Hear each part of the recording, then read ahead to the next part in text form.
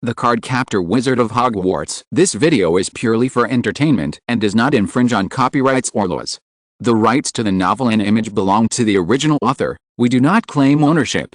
Don't like waiting and want to listen to this fanfic in full now? Subscribe to our Patreon, where you'll find the best fanfics.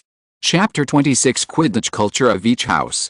To Bernard's disappointment, the Black Lake was frozen enough for skating until November, and nothing strange came into Hogwarts. Eugene, Bernard is fine. Why are you so disappointed? It was rare for the five of them to have lunch together in the auditorium. Cologne looked at Eugene beside him in disbelief. He actually said what a pity after Bernard's complaint just now. The troll must have been brought into Hogwarts by someone. That person must have some purpose for doing so. Since he hasn't made any other noise for so long, either he has achieved his goal or he is still planning in secret. Uther cut a piece of sausage and put it in his mouth. Eugene nodded in agreement. Cologne scratched his head, knowing that his roommates were right in their analysis, but it is also possible that he has been solved by Professor Dumbledore. After all, he is the greatest wizard of this century. That's right.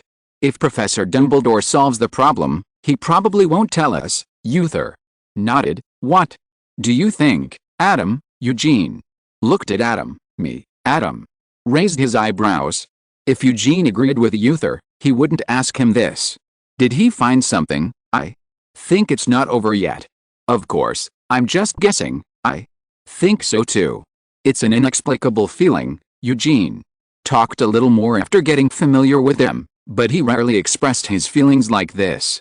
For a while, the others were silent. Oh, no matter what, Professor Dumbledore will always solve all problems, right? Let's think about something to be happy about, such as the Quidditch game that will start tomorrow. Cologne broke the silence. Has everyone heard about it? Gryffindor's seeker this year is actually a freshman, and it's the savior Harry Potter. Gryffindor versus Slytherin. To be honest, I don't think this game is that exciting. Uther swiftly changed the subject. Hannah and the others said that Slytherin always likes to play tricks during the game and will do whatever it takes to win. Even if Harry Potter is powerful, he may not win, unless he can catch the golden snitch at the beginning. Although he said so, everyone still gathered honestly in the stands of the Quidditch stadium the next day. This is the first time I've watched Quidditch from this angle. It was a bit noisy around, and Bernard had to raise his voice. In fact, we are too. Cologne leaned on the guardrail and looked very excited. Look, they are entering the field. Adam looked down. The distance was too far, and he could only see the shortest one among the Reds should be Harry. They met once when they entered school, but they didn't have much contact afterwards. After all, the only classes that Gryffindor and Hufflepuff had together were astronomy and history of magic, and Adam himself kept a certain distance from them, accompanied by a sharp whistle. It was Madame Hooch's silver whistle, and the two teams climbed to a high altitude almost at the same time. While the exclamations rang out in unison in the stands, almost all of them were freshmen who saw the formal Quidditch game for the first time. The quaffle was fiercely fought back and forth in the hands of the two teams' chasers. The goalkeeper was always alert to the 3 goals not being broken by the opponent. The beater protected his teammates from the harassment of the bludger, and the seeker. The two seekers were wandering around the edge, because the golden snitch was still nowhere to be seen. Despicable. Cologne excitedly slapped the guardrail. In fact, he was not the only one who did so, because the Slytherin beater hit the bludger at a Gryffindor chaser, almost knocking him off his broom. Isn't that a foul? Bernard's eyes widened. Such behavior was simply unimaginable in the Muggle world. Of course not, it's within the rules. After all, no one can guarantee that the ball they hit will not hit something inexplicably. Well, there is some truth in what you said. However, the situation on the field changed quickly. The previous ball seemed to be a signal. The Slytherin Quidditch team quickly showed flexible moral qualities and jumped back and forth on the edge of a foul. Mrs. Hotch's silver whistle blew again and again, but it only made the Slytherin team more hidden and difficult to determine when they committed a foul, and did not awaken their competitive spirit at all. Even Adam couldn't help but complain. These guys should replace the snake flag with the flag of the stolen country. So shameless. The rules of Quidditch are like this. There are too many ambiguous areas for those who are interested to play. Adam and his friends were at the guardrail. As the game progressed, more and more students squeezed over. It was Cedric who spoke just now. He looked at the chaotic scene on the field and sighed. This is why Hufflepuff always has a hard time winning. We always put the fun of Quidditch first, but it seems that we are the only ones who think so. If the Hufflepuff team was really so utilitarian, Cedric would not have not yet entered the Hufflepuff team with his strength. The Hufflepuff team will not kick out any player in order to win. The Ravenclaw team is special. They have a desire to win but will not let training interfere with their personal lives. Therefore, the gap between the upper and lower limits of the team's combat power is huge, and they compete with Hufflepuff for the 3rd and 4th places all year round. As for the Slytherin team, whose playing style is similar to that of a certain thief, look at the field. Colognes! Exclamation made everyone look over, and they saw Harry struggling to control the out-of-control broom. His broom suddenly began to shake up and down in the air, rolling and tumbling. What's going on? Harry Potter's broom was broken. Cologne touched his chin and analyzed. I heard that the flying brooms in the school are indeed very old styles. The old styles are the brooms for flying classes, and the ones used in the competition are reliable ones with guaranteed quality. Usually only curses can interfere with their operation. Cedric's expression was very solemn. But curses? How dare Slytherin? Obviously, the most outrageous thing Slytherin did last year was to hit people directly. In a few years, they will not throw spells at each other directly in the sky, right? I remember that the curse can only be launched by staring at the target and chanting the spell? Let's find out who it is. Cologne waved his fist. However, the group of people looked around but didn't see the person who cast the spell.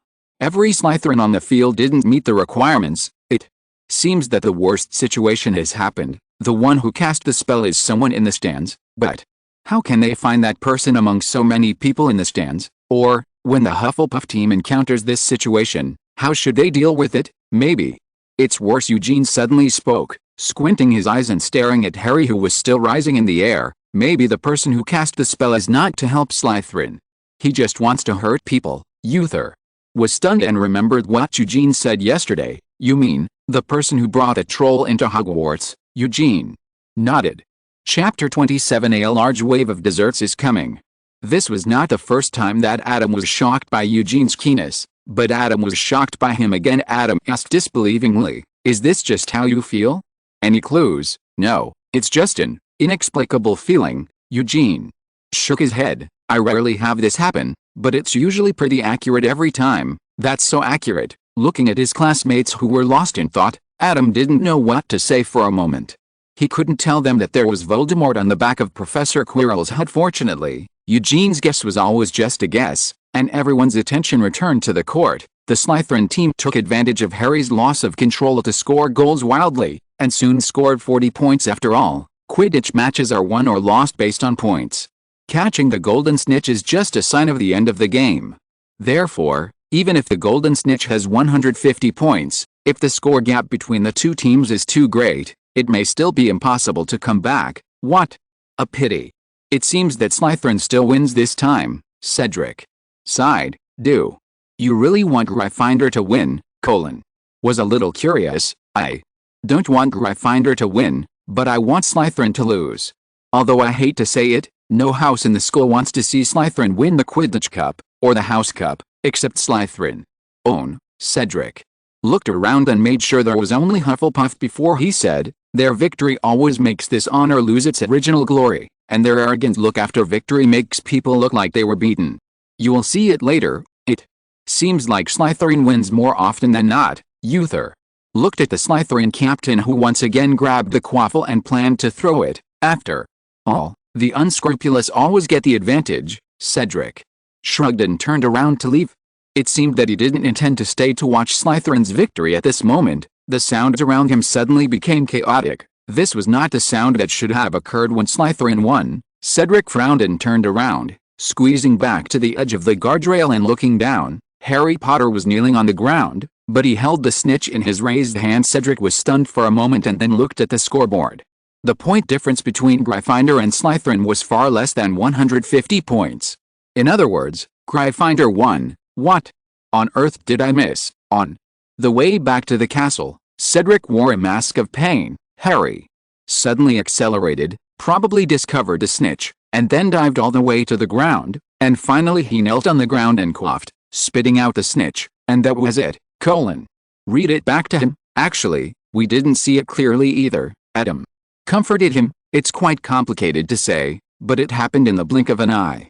By the time we reacted, Harry was already holding the snitch. Then, at least you have seen it, Cedric sighed and looked at Adam. Can I have 2 pieces of pumpkin pie to heal my broken heart? Come to my dormitory later to get it, Adam sighed. He shouldn't have sympathy for this guy. Hey, thanks. Cedric patted Adam on the back and ran away. I have classes in the afternoon, and I'll see you after dinner. The sudden situation on the Quidditch field seemed to be just a simple accident. Except for a few people, no one remembered it by the second Quidditch game. Christmas is approaching in a blink of an eye, and Hogwarts is finally filled with a festive atmosphere once again. Aren't you all going home? Adam packed his luggage and looked at his roommates who looked like they had no intention of moving. Uther shrugged his shoulders. My home is in Egypt, and I can't afford to take a plane back during these few days of vacation. Cologne sighed. My parents went to the dragon farm to stock up on supplies. I'm going to be alone when I get back. It's better to stay in the dormitory. Eugene was silent for a while. I don't want to go back. After hearing his reasons, the others wisely chose not to ask further questions, but looked at Bernard. I want to see how wizards spend Christmas. Bernard's eyes shone, as if he was expecting something. Adam had noticed before that this guy was very curious and very mobile. He had dared to brave the forbidden book area alone before. To be honest, Adam even suspected that he might have visited the room on the 4th floor. Well, since you're not going back, why don't I stay here for Christmas too? Adam touched his chin and analyzed. No, don't think about us. If your family is still waiting for you to spend Christmas together, then go back. The 4 of us won't feel lonely together. Cologne waved his hand grandly. In fact, our family doesn't actually celebrate Christmas, but the Chinese Spring Festival. Christmas is just a simple holiday for us. And if you think about it carefully, if you make a batch of gingerbread men, cane candies and the like for Christmas, desserts should be very popular. Adam's eyes lit up as he spoke. Maybe we can make a lot of money. Just as he said it, Adam picked up a quill and wrote a letter to his parents, and the letter from Adam's parents was also delivered in the early morning of the day before Christmas. It's done. Back in the dormitory, Adam put down the letter and the package that was sent with the letter. Not only did my parents agree, but they also sent me some food. It's so thoughtful. What's in it? When the roommates heard that it was food, they were no longer sleepy. The few who wanted to take a nap immediately struggled to get out of the quilt. There was no way. In this weather, even a body made of iron could not withstand the bed hot by a magnet. It's all kinds of sugars, maple syrup, maltose, and brown sugar and osmanthus honey. Adam opened the package and lined up the boxes with different sweet aromas on the table. His eyes lit up when he saw the last one. And glutinous rice? Mom is so thoughtful. I remember that I brought red dates before. Why not make a snack? It's too soft? Or make it into a treasure rice. The bean paste I made last time hasn't been used up yet. Slurp gulp. The sound of swallowing saliva rang out in the dormitory. Although I couldn't understand it, I just ate what Adam made. However, after swallowing his saliva, Cologne looked at the various but small amounts of ingredients in front of him with a worried look on his face. Although there are many varieties of these things, there is only a little of each. Is it really enough to sell? Don't worry, these ingredients are enough. After all, I still have magic. Adam put the ingredients back together, and recipes appeared in his mind. His plan to promote Adam's store to the entire Hogwarts on Halloween was forced to be interrupted. This time, he must let the entire Hogwarts feel the power of the mysterious food from the East. If you're listening to this novel on a channel other than Fanfic World, it means they downloaded and uploaded it without effort. We cordially invite you to visit our channel, Mundo Fanfic Novelist. There you'll find the original version of this story, and you can explore many other novels of various genres. We're waiting for you to immerse yourself in a world of incredible novels. Chapter 28: Unexpected Order. On the morning before Christmas, Adam pushed the food cart to the castle hall and was startled by the crowd in front of him. What's going on? Ah, Adam, you're finally here. With the advantage of height and understanding of Adam's route, Cedric quickly found Adam, squeezed out of the crowd and walked to Adam. Wow! You even got a car. On the surface of the food cart, only lids of various materials and shapes can be seen. Cedric smelled it but couldn't smell the specific fragrance, and couldn't help but curiously asked, "What's in it?" "All delicious." Adam kept it a secret and looked at the crowd not far away. "What are you doing?" Waiting. For you to come. Waiting for me to come. Yes, remember you posted a piece of paper in the public lounge to advertise before. Adam hesitated. Of course I remember, but are there so many Hufflepuffs staying in school for Christmas? Some decided not to go back this year after hearing the news, but that's not the point. Cedric glanced at the group of people, and those on the periphery had already noticed them. Seeing so many Hufflepuffs gathered here, students from other colleges also gathered here out of curiosity, and more people gathered. Cedric looked at Adam, who swallowed his saliva and shrugged. Anyway, I hope you have prepared enough food. I think almost all the students who stayed in Hogwarts for the holiday are here. This, Adam hesitated. Enough should be enough. After all, if it's not enough, he can change again.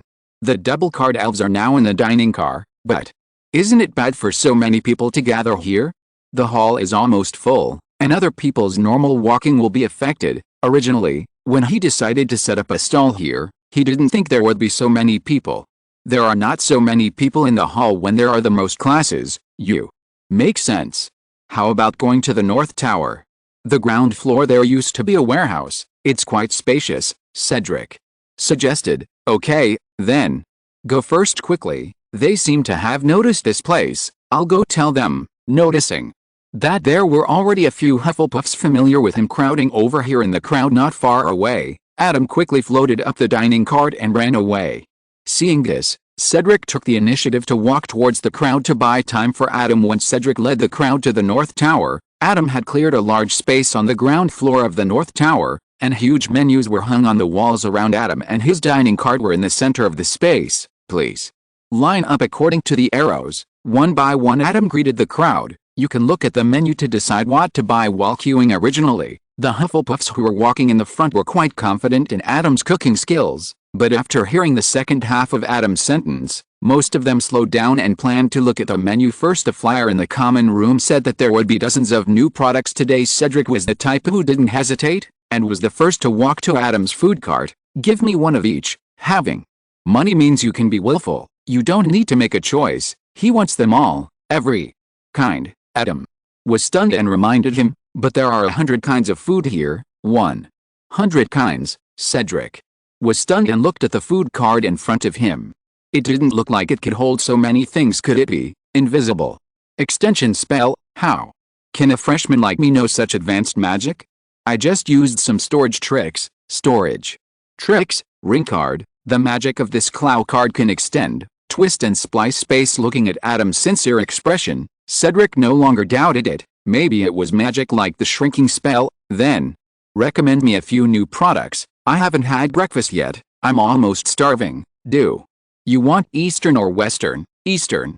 If you want new products, of course you want the most novel ones. Didn't have breakfast? Then have a bowl of 8 treasure rice. For the rest, you can look at the wall over there. There are new products from China.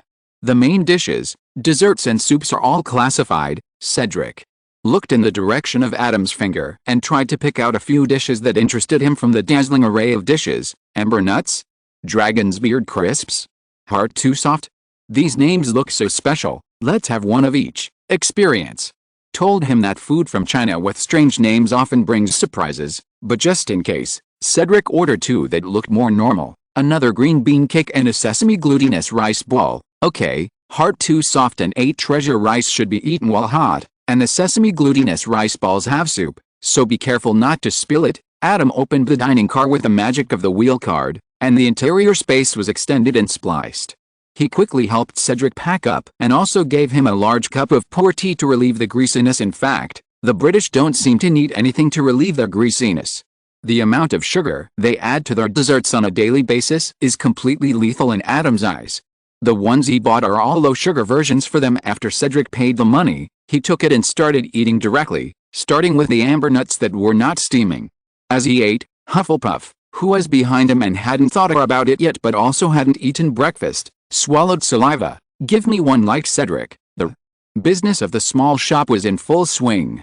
In addition to Hufflepuff, many people from the other 3 houses were indeed attracted to buy something to try out. This would have served Adam's purpose. No wonder the auditorium was so deserted this morning. It turned out that everyone was enjoying delicious food here. Adam, who was packing up the dining car, raised his head.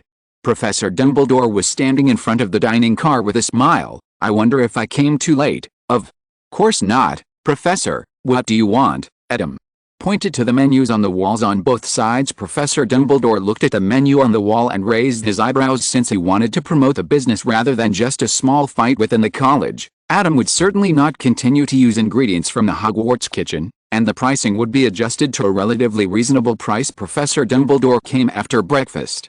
After ordering 3 snacks, he sighed. "I wish I'd known this before breakfast." The sweet scent all around was so tempting to him. Professor Dumbledore took the packaged desserts and left. Adam didn't take it too seriously. After all, it was not the first time that Professor Dumbledore came to visit the canteen, but he didn't expect that it wouldn't be long before Dumbledore came. "The professor is here again." Professor Dumbledore was holding a bowl of hot tart too soft in his hand, his face filled with happiness. "I wonder if you can take the order from the school and make a Christmas Eve buffet for Hogwarts." "Order? From Hogwarts?" Exclamation mark. While Adam was still surprised, Professor Dumbledore continued, "Of course, you may not have prepared so much food, but the Hogwarts kitchen and the house elves can help you, and the price will still be calculated based on your menu." As he spoke, Professor Dumbledore blinked narrowly. "It's the school board that pays for it anyway." Chapter 29. A Happy Christmas Dinner. Whether in terms of publicity or profit, Adam had no reason to refuse Professor Dumbledore's order, so the students who came through various publicity channels in the afternoon saw that only a large box with the top hollowed out was left in the place of the legendary small shop.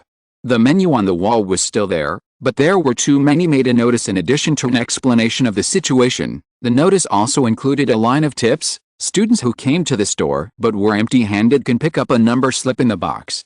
There will be a mysterious surprise at the dinner, so stay tuned. Harry and Ron, who didn't get out of bed in the morning and only tasted the sweetness of Seamus Finnegan's in the afternoon, came here admiringly and stared at this line of words with some curiosity. "What do you think it would be?" "Maybe something like a colorful firecracker." The colorful firecrackers only appeared on the Hogwarts dining table today. When they are opened, they will be accompanied by explosion sounds and colorful smoke, and some small toys will be spit out. It is indeed a surprise, but if that's the case, there shouldn't be any need to write an extra sentence. No matter what, Harry and Ron each took a number slip from the box. Ron wanted to get a few more to try, but it was a pity that he almost fell into the box and couldn't touch the second one amid everyone's expectations. The Christmas dinner started as scheduled. The doors of the auditorium, which had been closed at Adam's request, slowly opened, revealing everything in the auditorium to everyone. The smell of honey, caramel, fruit, the refreshing sweet fragrance floated in the sky above the auditorium. The dishes on the table were different from any previous dinners, making every student who walked into the auditorium couldn't help but swallow saliva. "I actually put flowers on the table, eh?" Ravenclaw girl came close to Rose and smelled it. What she smelled was not only the fragrance of flowers but also the sweet fragrance. She couldn't help but be stunned. "This smell, isn't this a flower? How is that possible?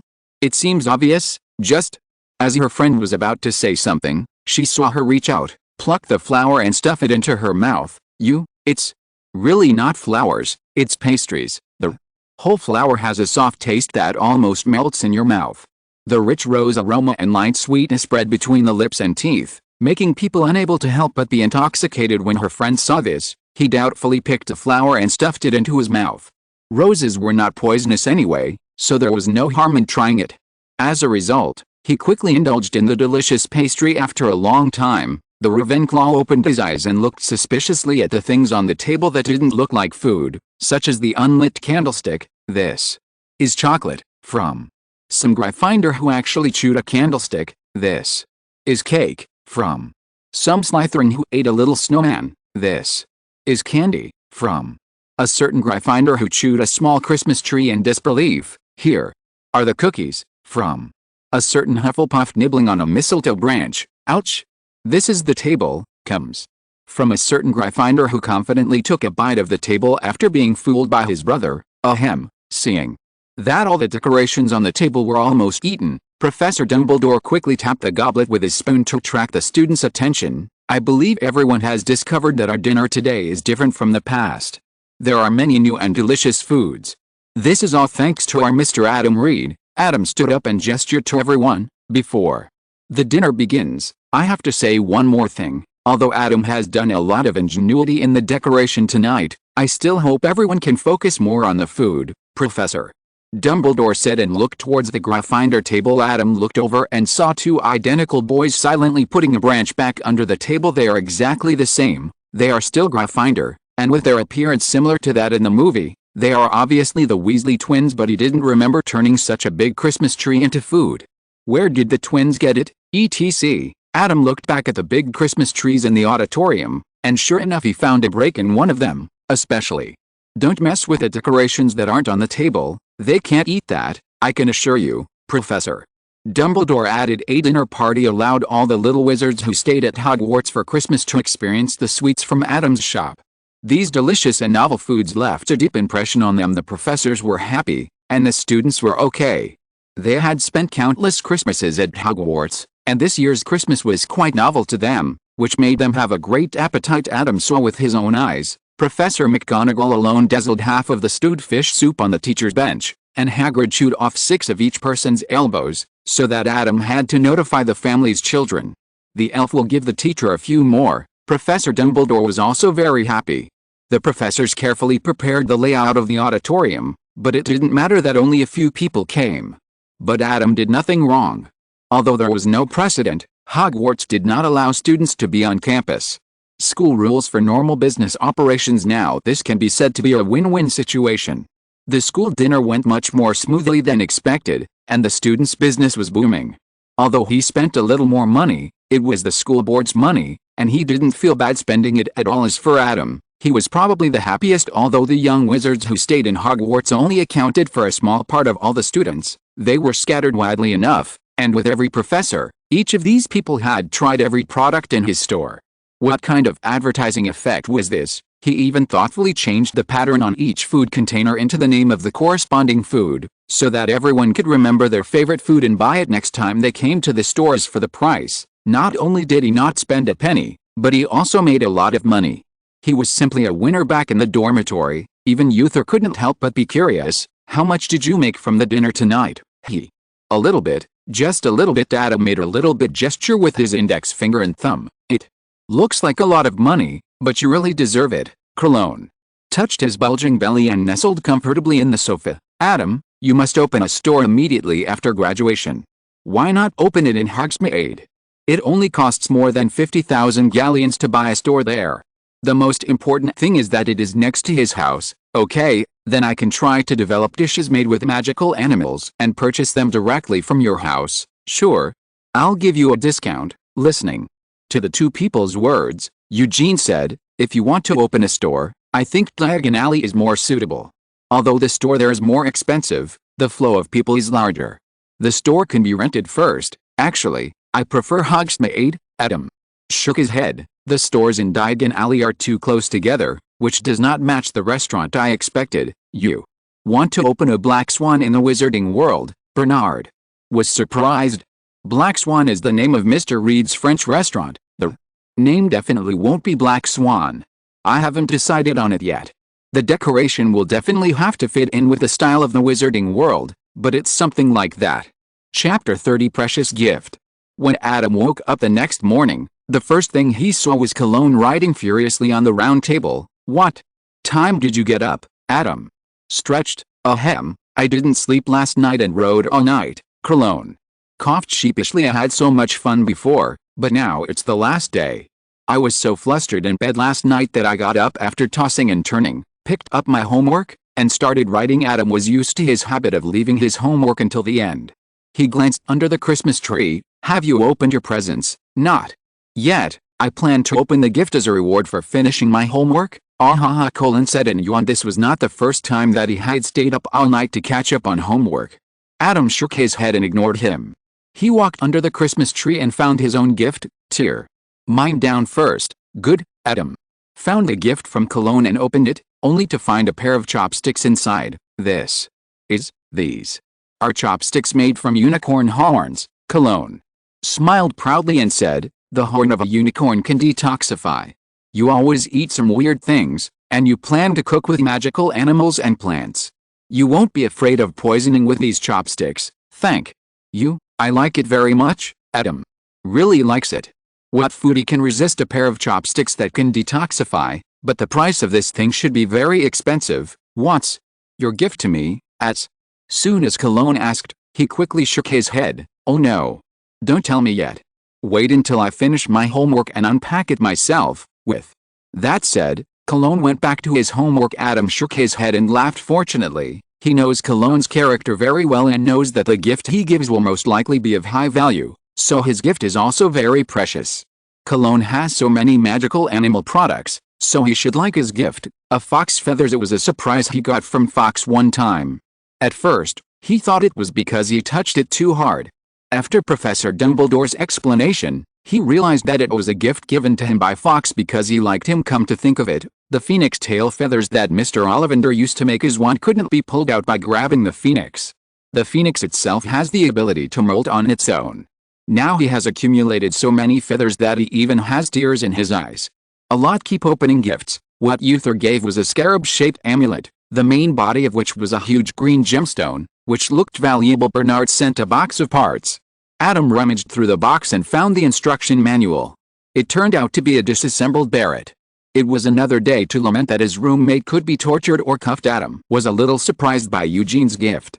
It looked like just a bottle of transparent liquid, but Adam felt huge magic power from it. What is this? Potion? Normally, potions are not transparent, but Adam still threw escape in revealing charm, and it turned out that the liquid in the bottle was not a potion. That's a bottle of spring water. Eugene's voice came from behind Adam, and Adam turned around to see Eugene sitting on the bed, looking like he had just woken up. Spring? Yes, the Fountain of Good Luck. Have you heard of it? The Fountain of Good Luck? I seem to have heard of it somewhere. Ah, isn't that the fairy tale in the Tales of Beetle the Bard? Bathing in the water of the Fountain of Good Luck can bring permanent good luck to people, but in fact there is nothing magical about the Fountain of Good Luck. Once again, Cologne's attention was drawn. You'd better write quickly. The professors have really assigned her a lot of homework this time. After coaxing Colin to go back and catch up on his homework, Adam looked at Eugene curiously. Is this really the water from the Fountain of Good Luck? Actually, I don't know. It's just a fairy tale, although it's a fairy tale for wizards. My parents have been studying these stories and anecdotes all their lives. I have barely seen them a few times. The only thing I know about them is these I send back from time to time. The things and money in Gringotts are getting bigger and bigger, and I don't even know if they still look the same as the portraits at home. Eugene sighed. This was the first time he told them about his parents, but this may really be the spring water of the Good Luck Fountain. Even if it is not, it should be something else good. Otherwise, they would not deliberately store this water in the deepest secret vault of Gringotts. Huh? What secret treasury? Who is short of money? Uther climbed out of bed sleepily. No, I feel like no one in our dormitory is short of money. Adam couldn't help but complain. As Eugene's family background was revealed, his family seemed to be the poorest in the entire dormitory. But then he looked at Eugene worriedly. Gringotts' secret vault, that's the bank for wizards. I know this. I just want to say, wouldn't it be nice to give the things your parents treasured as gifts to us like this? It's okay. I grew up with my grandma and didn't have many friends. Before coming to Hogwarts, my grandma took out a bottle of good luck spring water from the secret vault and asked me to take it with me. I hope I can have good luck and find a few friends. With that said, Eugene looked at Cologne, who put down his pen and looked at him, at Adam, at Uther, at Bernard, who was still sleeping, and smiled slightly. But before I even used the Fountain of Good Fortune, I seem to have found the best friend in the world. So I divide the bottle of Fountain of Good Fortune into 4 parts and give them to you, my friends. Adam held the bottle of liquid tightly. Although he didn't know if it was the water of the Fountain of Good Fortune, even if it was, the emotional value on it exceeded its own value. I will keep it well. Seeing Adam's expression, Eugene smiled even more brightly. Don't treasure it so much? Maybe it's just a bottle of ordinary water.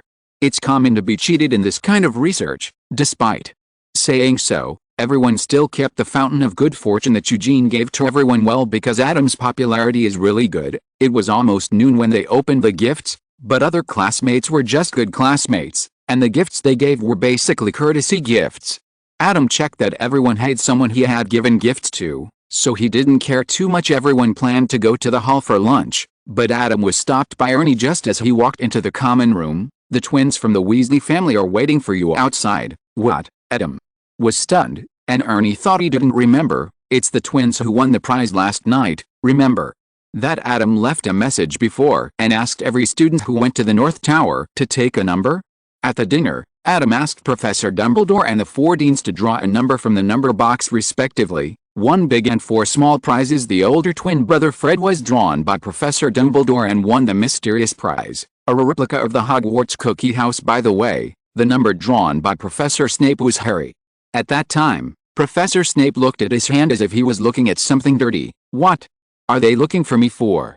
"I'll go and see. You go to the hall first, okay? We will save a good seat for you."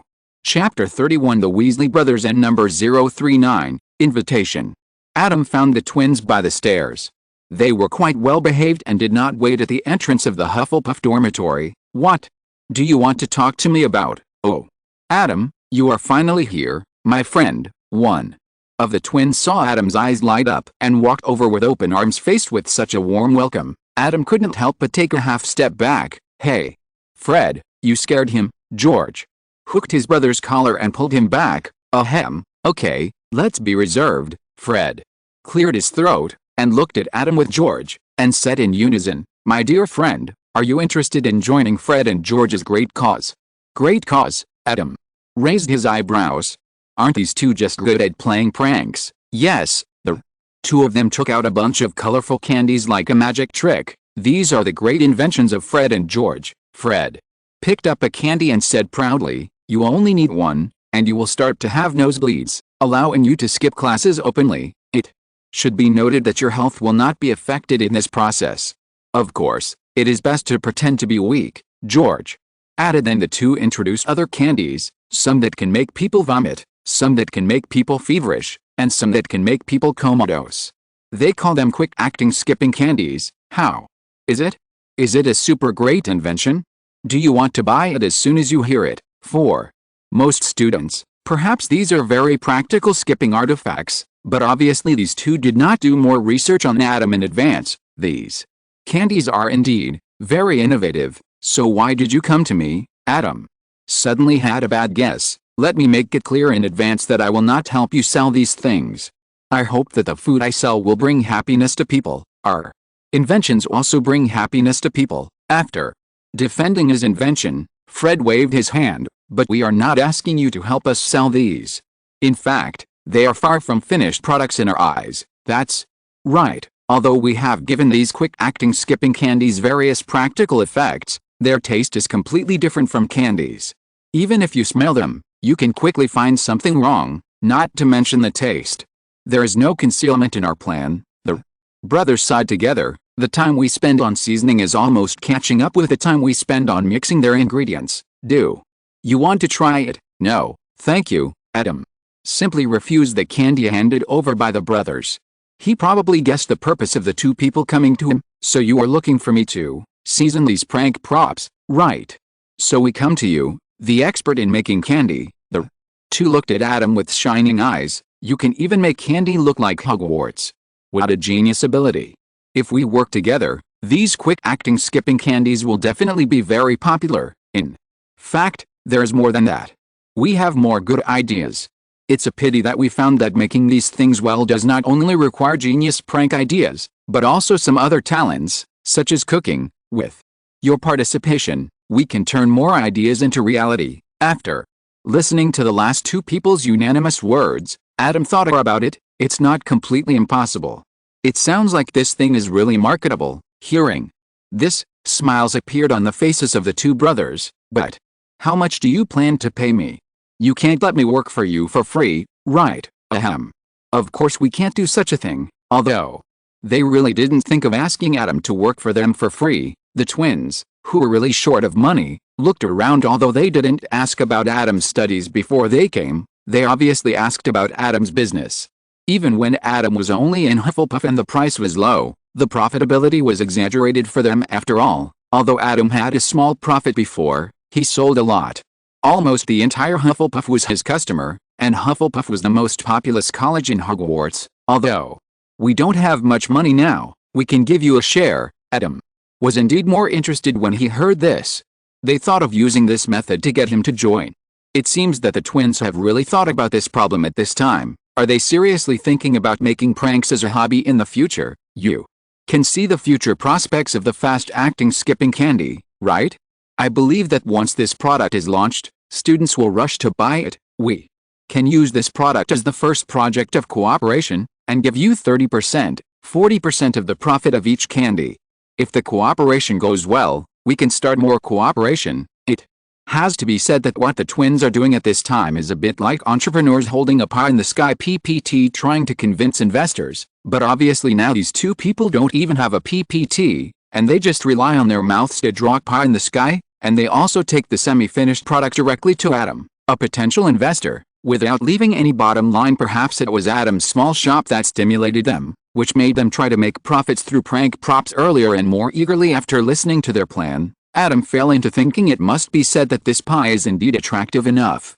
Even if you put aside the good impression he had on the twins when watching the work, this business is a sure win for Adam after all. He knows that the future business of Weasley's Wizard Wheezes will be very hot, especially the quick-acting skipping candy. The only problem is that after joining the company, he really has to spend time to be responsible for the seasoning. Is it worth it for him to spend this time? This is not something that can be easily solved by using Gum's magic. He has no intention of teaching Gum's magic to others. It is impossible for these candies to be sent to him before they leave the factory in the future. If you only consider profit, then it is certainly profitable to spend time to season these candies, but to be honest, Adam is not short of money. Even if he doesn't run a small shop, his parents' restaurant and hotel are enough for him to lie for hundreds of years, not to mention that the Philosopher's Stone can turn stones into gold. The twins saw that he made so much money from selling desserts, but in fact, his purpose of selling desserts was just like cooking for himself, and having fun from it was his main purpose of doing these things to flavor these mischievous candies. As Adam thought, his brows furrowed more and more, and the twins' hearts became more and more nervous. Chapter 32. Don't tell anyone. Casually. Seeing that Adam didn't reply for a long time and was already inclined to refuse, Fred gritted his teeth and said, "If you agree, we can give you 60% of the profit from the quick-acting skip the school candy." George added, "No more, we must at least recover the research and development funds for quick-acting skip school candy. This is already the bottom line of their psychological price." Adam's thinking was interrupted by the words of the two people, and he looked at the twins in front of him in surprise. What he didn't know was that the existence of his small shop stimulated Fred and George in a sense. They felt that their genius ideas could also be monetized, so they accelerated the research and development of quick-acting skipping candy. As a result, the quick-acting skipping candy was ahead of schedule. The price of its appearance is to make the brothers' already poor funds even worse. In other words, they might have to ask Adam to borrow another fund to produce the first batch of finished products after the development of quick-acting truant candy is completed. But now they are afraid of scaring Adam away, so they don't tell them everything at once. Adam, in addition, Fred and George had to consider that no one could guarantee whether the quick-acting truant candy would really sell well. They needed a senior with business experience to help them. It has to be said that the previous development of quick-acting skipping candy did not go as smoothly as expected, which was a big blow to them, causing their confidence to be somewhat frustrated. Coupled with the above and the follow-up research and development of quick-acting truant candy, what they need now is a partner with sufficient experience in dessert production, store management, and sufficient funds. To put it more bluntly, if they want to carry out their dream business as soon as possible, they must win Adam's cooperation. Seeing that in addition to the uneasiness in their eyes, there was also hope for their dreams, Adam thought for a while, "Okay, we can try to cooperate on quick-acting skipping candy first." Marvelous! The twins rushed forward and wanted to hug Adam, but Adam put his hand on his shoulder. "Wait a minute, don't rush to be happy. I need a detailed plan, such as how high you plan to control the cost of fast-acting skip school candy, the target group, etc. You also need to make a contract for specific cooperation matters." Seeing Adam's very professional look, the twins nodded and took notes and said it was no problem. "We will give you what you want before tomorrow night. See you later." Adam looked at the two people running away and shook his head. That was not something that could be completed in one day.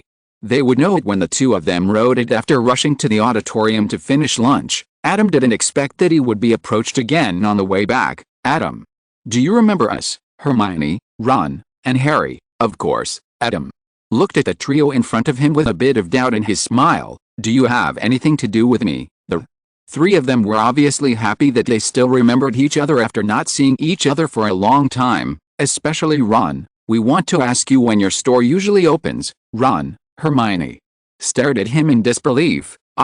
Of course. Ahem. There's something else I want to ask you about. Do you know Nico Flamel? Ron suddenly remembered the business and added with some embarrassment, except for holidays and special instructions, I will be open in the North Tower every Saturday afternoon. After answering Ron's first question, Adam looked at Hermione. As for Nico Flamel, I have not heard of that name. Is this okay? Hermione sighed in disappointment. She had inquired about Adam's current situation before.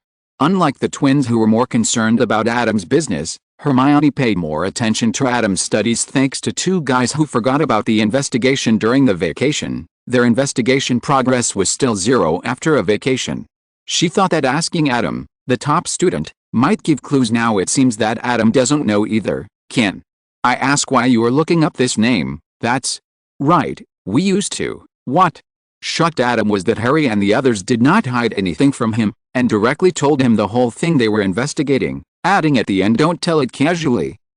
By saying this casually, you mean that when someone asks you about your purpose of asking about Nico Flamel, do you tell the whole story? So, if you find any information related to Nico Flamel, remember to tell us. Okay. Adam smiled awkwardly and politely, and then ran away with a headache. Something strange. Hermione narrowed her eyes as she looked at Adam's back. Strange?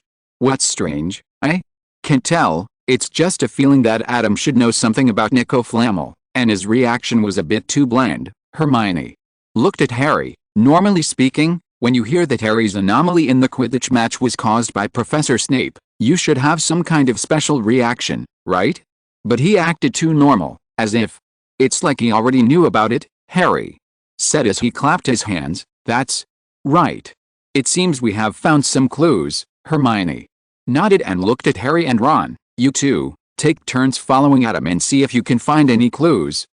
Or you go to the library and I'll follow Adam. Oh, okay. Harry felt dizzy just thinking about the words all over his eyes, so it would be more convenient to follow Adam. Ron looked at Hermione and then at Harry, thinking that they were probably too sensitive, but he had no good ideas, so he could only remain silent. After that day, Adam was a little troubled to find that Harry and Ron often appeared beside him for some reason, usually only one of them, and they didn't come to find him, just followed from a distance. After following for a long time, Hufflepuff classmates also found that they seemed to be following Adam. Cedric came to Adam while eating in the hall. What's wrong with those guys? Do you want us to help you solve it? Even if they are saviors, they can't bully them Hufflepuffs, not to mention the chef of Hufflepuff. Adam glanced at the Gryffindor table and saw the trio eating seriously. He sighed helplessly. No need, they have no ill intentions. I will take care of it. It seems that it is time to find Professor Dumbledore. As a result, when he arrived at the door of the principal's office, Adam unexpectedly found that the passwords in the principal's office were all wrong. Could it be that they were replaced with some kind of dessert I made? Adam didn't intend to perform the name of the dishes at the door of the principal's office. He probably guessed that Professor Dumbledore was either not there or didn't want to see him. Then he had to find another way. Once, when Ron was trying to catch up with Adam quietly, he was suddenly hugged by a figure who rushed out from the side. Hey, Ron, it's been a long time since we last met. Are you interested in trying the new candy that my brother has researched? What are you talking about? Didn't we just meet in the morning? Let me go. I don't have time now. Chapter 33. The contract that was changed again and again.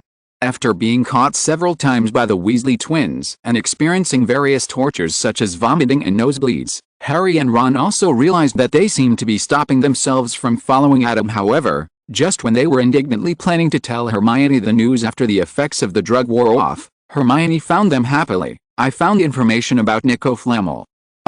What are you? Hermione glanced at their faces suspiciously. Ahem. It's okay, Harry changed the tissue that was blocking his nose without changing his expression. The white tissue was soaked with nosebleeds at a speed visible to the naked eye. Let's talk about Nico Flamel. That's it. Adam finally entered the principal's office again and stroked Fawkes' body with professional techniques. At the same time, He shared with Professor Dumbledore that Harry and Ron had followed him unexpectedly and ended the following: I think they have probably found out about Nico Flamel on their own. Sorry, Professor Dumbledore. No, kid, you have nothing to apologize for. You kept our agreement, didn't you, Professor? Dumbledore smiled very kindly. Maybe, I'm just a little worried about the Sorcerer's Stone. Sometimes children just have a very persistent desire to explore. It may not be a bad thing to let this go. As for the Magic Stone, Professor Dumbledore winked at Adam. Don't worry, I will protect it. I believe you. Suddenly, Adam stroked Fox's hand, put the naturally fallen phoenix feather into his pocket very skillfully, and then took out a piece of malt bamboo rice cake from his pocket and fed it to Fox to supplement his nutrition. That smooth movement made Professor Dumbledore's eyes twitch imperceptibly. After feeding Fox, Adam said goodbye and left.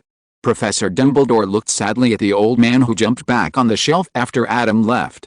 He stretched out his hand tentatively, and there was a sizzling honey candy in his hand. Fox glanced at Dumbledore, ignored him, and turned his head away silently. After coming out of the principal's office, Adam met the Weasley twins on his way back to his dormitory. Hey, Adam.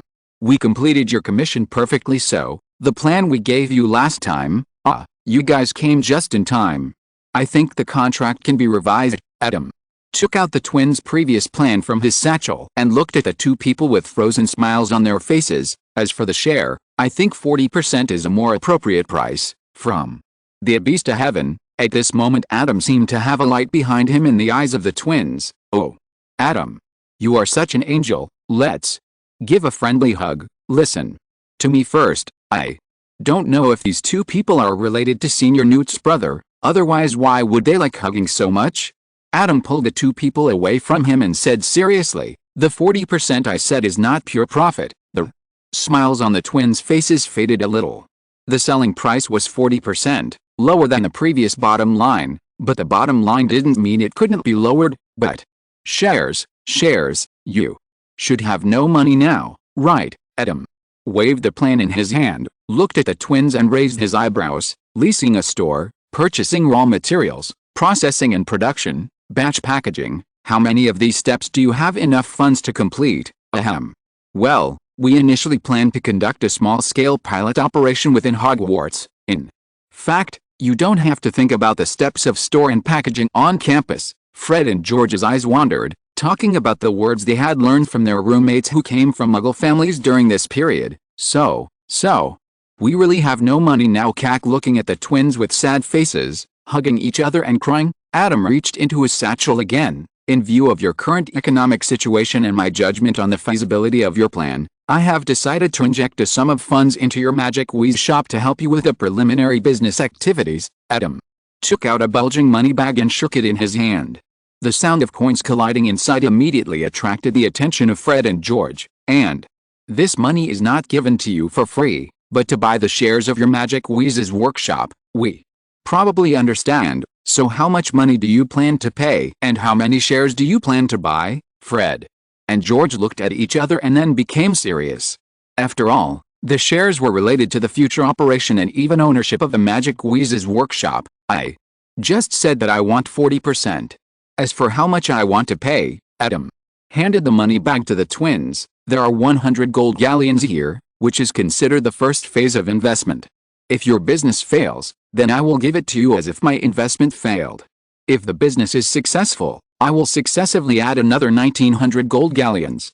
After you settle before graduation, 100 gold galleons, 1900 gold galleons to follow. Wouldn't that add up to 2,000 gold galleons? Fred and George swallowed in their worldview. Such a large amount of money could already buy them both. Adam, are you serious? Fred couldn't help but confirm with Adam. Yes, in fact, if it's 40% of the shares, 500 gold galleons are actually enough. George even felt that he had asked for too much. Don't underestimate your talents, Fred. George, Adam smiled and put the purse in Fred's hand, and then patted the two on the shoulder. From your plan, I can see your passion for this business, and this pure passion is actually the main reason it moved me, whether you believe it or not. In fact, I agreed to consider it at the beginning just because I didn't want to reject you in person. Adam was telling the truth. He did think so at the time, But when the twins handed him the plan that took a week,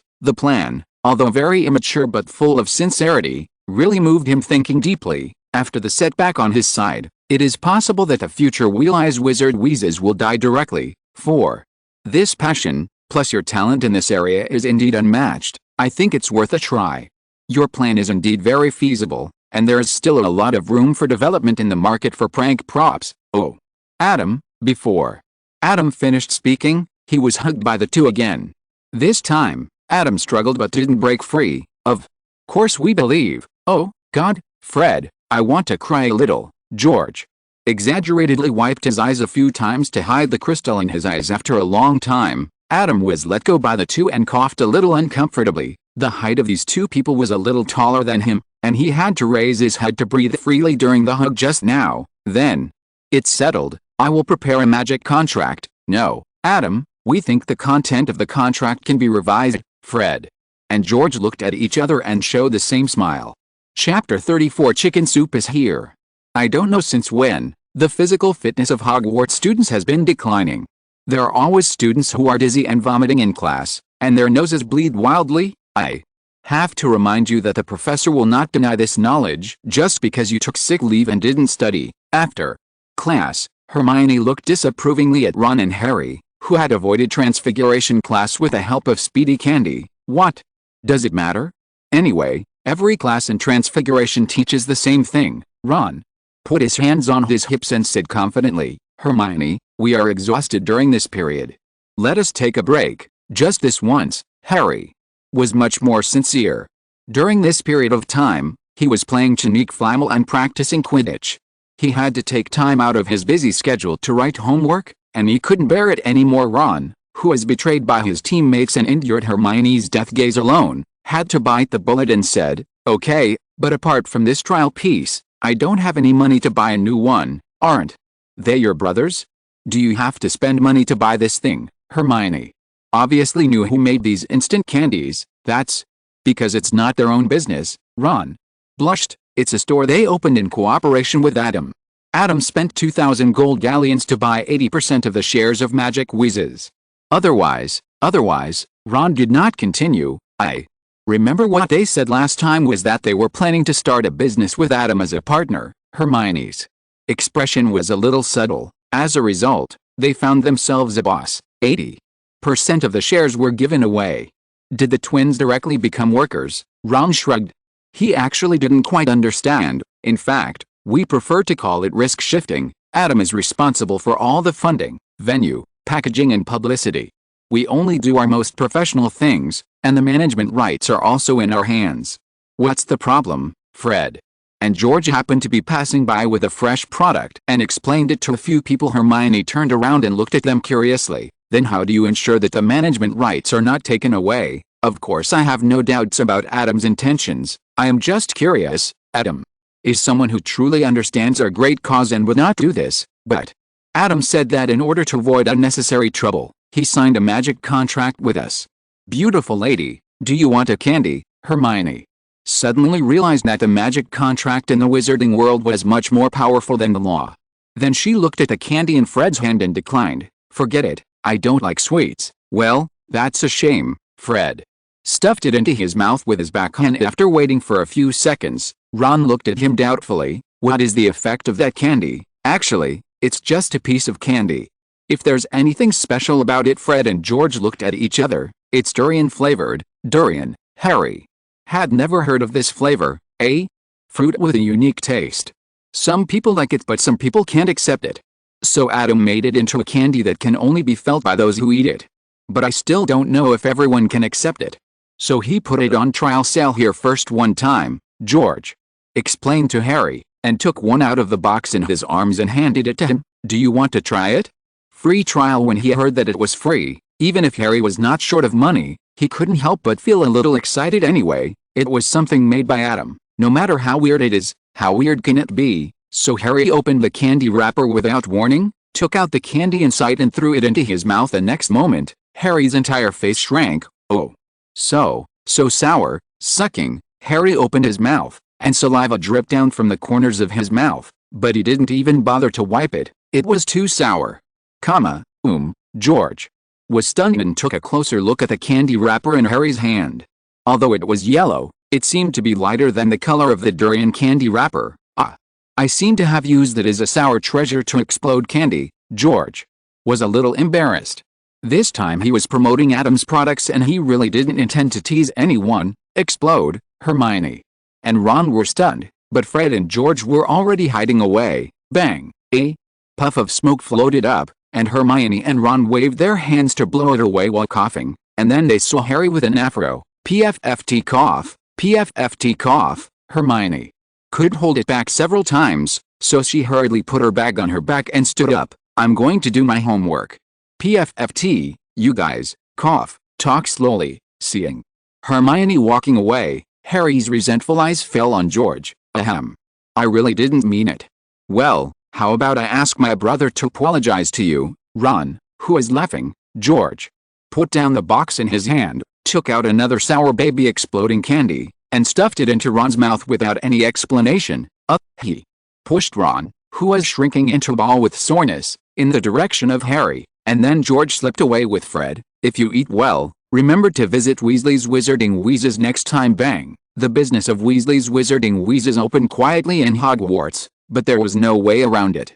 After all, the things they sold obviously couldn't be displayed openly like Adam's shop, where even professors could come and patronize. Although the operation method is low-key, due to the high quality of the products and the close connection between all the naughty students, the twins' quick-acting skipping candy quickly became popular throughout Hogwarts and received rave reviews. You shouldn't have sold it to the bastard in Slytherin.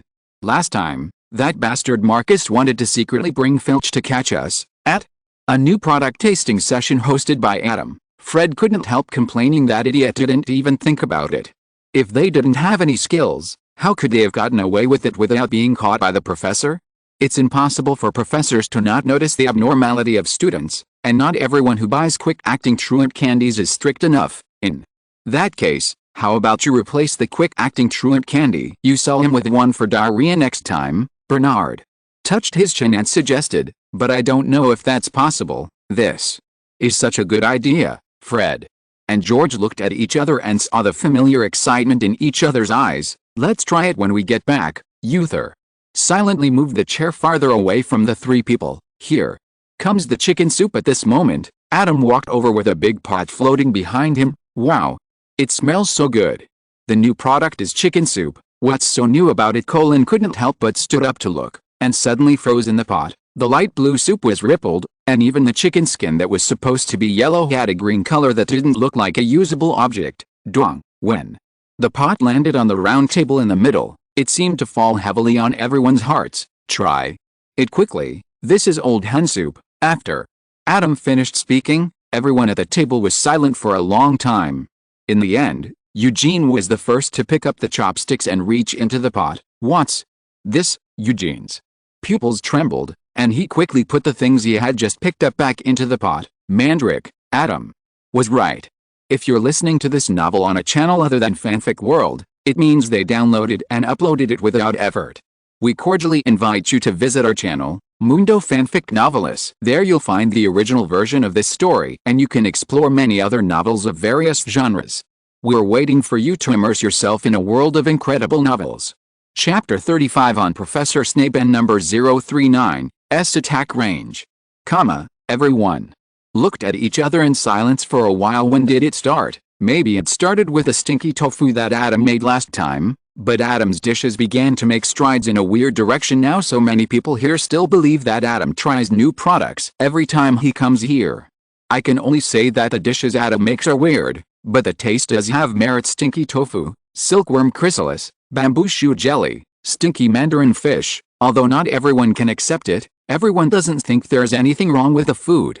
It's just that they don't like the taste, and they hope to encounter food that suits their appetite next time. But even Eugene, who always cheered, was silenced this time by the mandrake that looked like a shrunken baby's head that he had just picked up. Ahem. Adam, is this the only dish this time? This kind of art is still too advanced for us. Fred and George couldn't make up their mind to stretch out their chopsticks, so they finally gave up. Yet, hey, don't be fooled by the appearance of this pot of soup. It tastes great. What's the big difference between mandrake and ginseng? At most, it's more human than ginseng, but the color of the soup is different. Adam nonchalantly took the lead in filling a bowl and ate it himself. This is the only one. One bowl per person. Otherwise, there will be no new products in the future. Seeing that Adam himself ate it first, everyone finally tried it with heroic expressions, and then it tasted really good. What a joke. Isn't it just that the colors are a little weird and the mandrakes are a little scary? How can the stargazing group be any better? Use chopsticks to tear the mandrake into pieces. The remaining color issue is not worth mentioning in front of the taste. After seeing this scene, Adam nodded with satisfaction. I'll just say it's delicious. Since that day, many dishes mixed with magical animals and magical plants have gradually appeared on Adam's menu, and the students of Hogwarts have lived a life of pain and joy together with the new product tasters. Hogwarts students, it's so weird. Take a bite, it's delicious.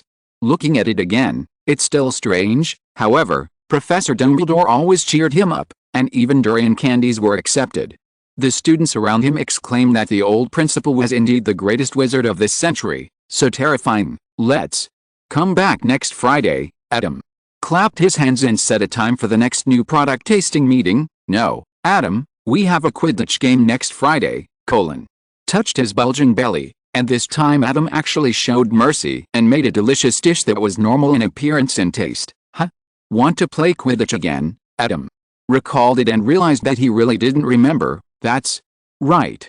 And it's Gryffindor versus Hufflepuff. Cedric nodded. It's a pity that the referee is Professor Snape. He will never let anyone go. A chance to deduct points from Gryffindor. X2. The Weasley twins said in a slightly off-key aria during this period. Wood specifically trained them not to foul for this game and not to give Professor Snape any chance during this period of time. They didn't have time to do business, so they finally found time to try out new products. Is Professor Snape so scary? Adam was a little confused. He seemed to have never seen Professor Snape look scary before. Oh, Adam. My Adam. That's because you're not a Gryffindor. Fred's eyes almost rolled to the sky. If your hands are not broken, why don't you write down the knowledge points I just said? George lowered his voice and imitated it. Although the sound was not very similar, the final "huh" was imitated to the essence, which attracted a round of applause. Thank you. Thank you everyone. George stood up and bowed around him. I have to clarify that Adam's views have nothing to do with whether he is Gryffindor or not.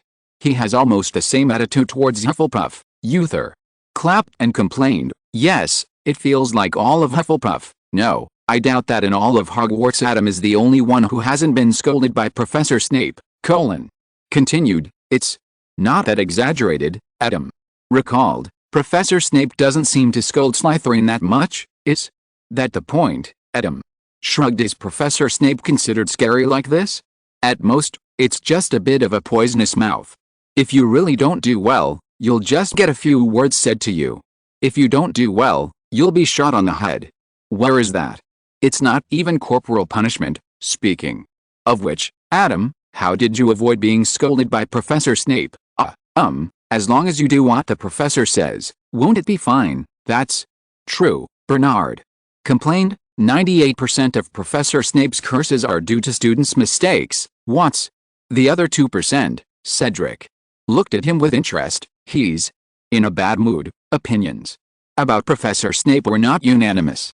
Time flew by and the day of the Quidditch match soon arrived. On the day of the game, the Gryffindor team was under great pressure. The only thing that comforted them was that Professor Dumbledore was also in the stands in front of Professor Dumbledore. Professor Snape would not dare to do it so blatantly, right? However, in fact, Professor Snape proved with his actual actions that he was more excessive than Gryffindor imagined. Delulu, with the silver whistle of Madame Hooch being blown, the halftime break began. Too much? This is really too much? The roar of Gryffindor could be heard from the Hufflepuff side. Well, Adam and the others looked at each other. In this situation, even if the Hufflepuff team won, it seemed that there was nothing to be happy about. On the bright side, this is probably the cleanest game of the whole season. Adam comforted Hufflepuff would not take the initiative to commit fouls, and Gryffindor was unexpectedly law-abiding. This situation is indeed very rare and very in line with the aesthetics of Hufflepuff. However, no one was comforted by his words. There is still hope, lay on the guardrail, Watching worriedly Merlin, let them catch the snitch as soon as possible, no matter who it is, before the score difference reaches 150 points, whichever team catches the snitch wins. This is something that Professor Snape cannot change even if he targets Gryffindor, and it is also the fairest point. It seems that old Merlin heard Colin's prayer, but unfortunately the Hufflepuff team seeker does not have the talent and strength of Harry. Harry caught the snitch shortly after the start of the second half. Everyone was discussing Harry's shocking dive just now, and only Colin, whose wish came true, was in a dilemma. Although the game ended as he thought it would be fair, Hufflepuff lost. Should he be happy or sad?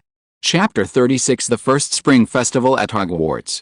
After the game, the students of Hogwarts were faced with a long period of study without any surprises. Every day there were only boring classes, no Quidditch games, no festivals, at least for most students. Adam sighed for the third time today. Adam, what's wrong with you? Cologne came over with a worried look on his face, and other roommates also paid attention to the movement here. It's okay, Adam blurted out, and the next moment he received 4 pairs of unbelieving and disapproving eyes. What? Do you mean it's okay? You have never acted so depressed. Cologne put his hands on Adam's shoulders from behind and shook him. You are the one who can decisively take action against cockroaches in the bathroom. Cheer up. Tell us whatever happens, although I know you care about me. The prefix in front is actually unnecessary. Recalling the experience of that day, Adam's face was full of black lines. Who would have thought that even Eugene, with his thick eyebrows and big eyes, was afraid of cockroaches, and such a small one?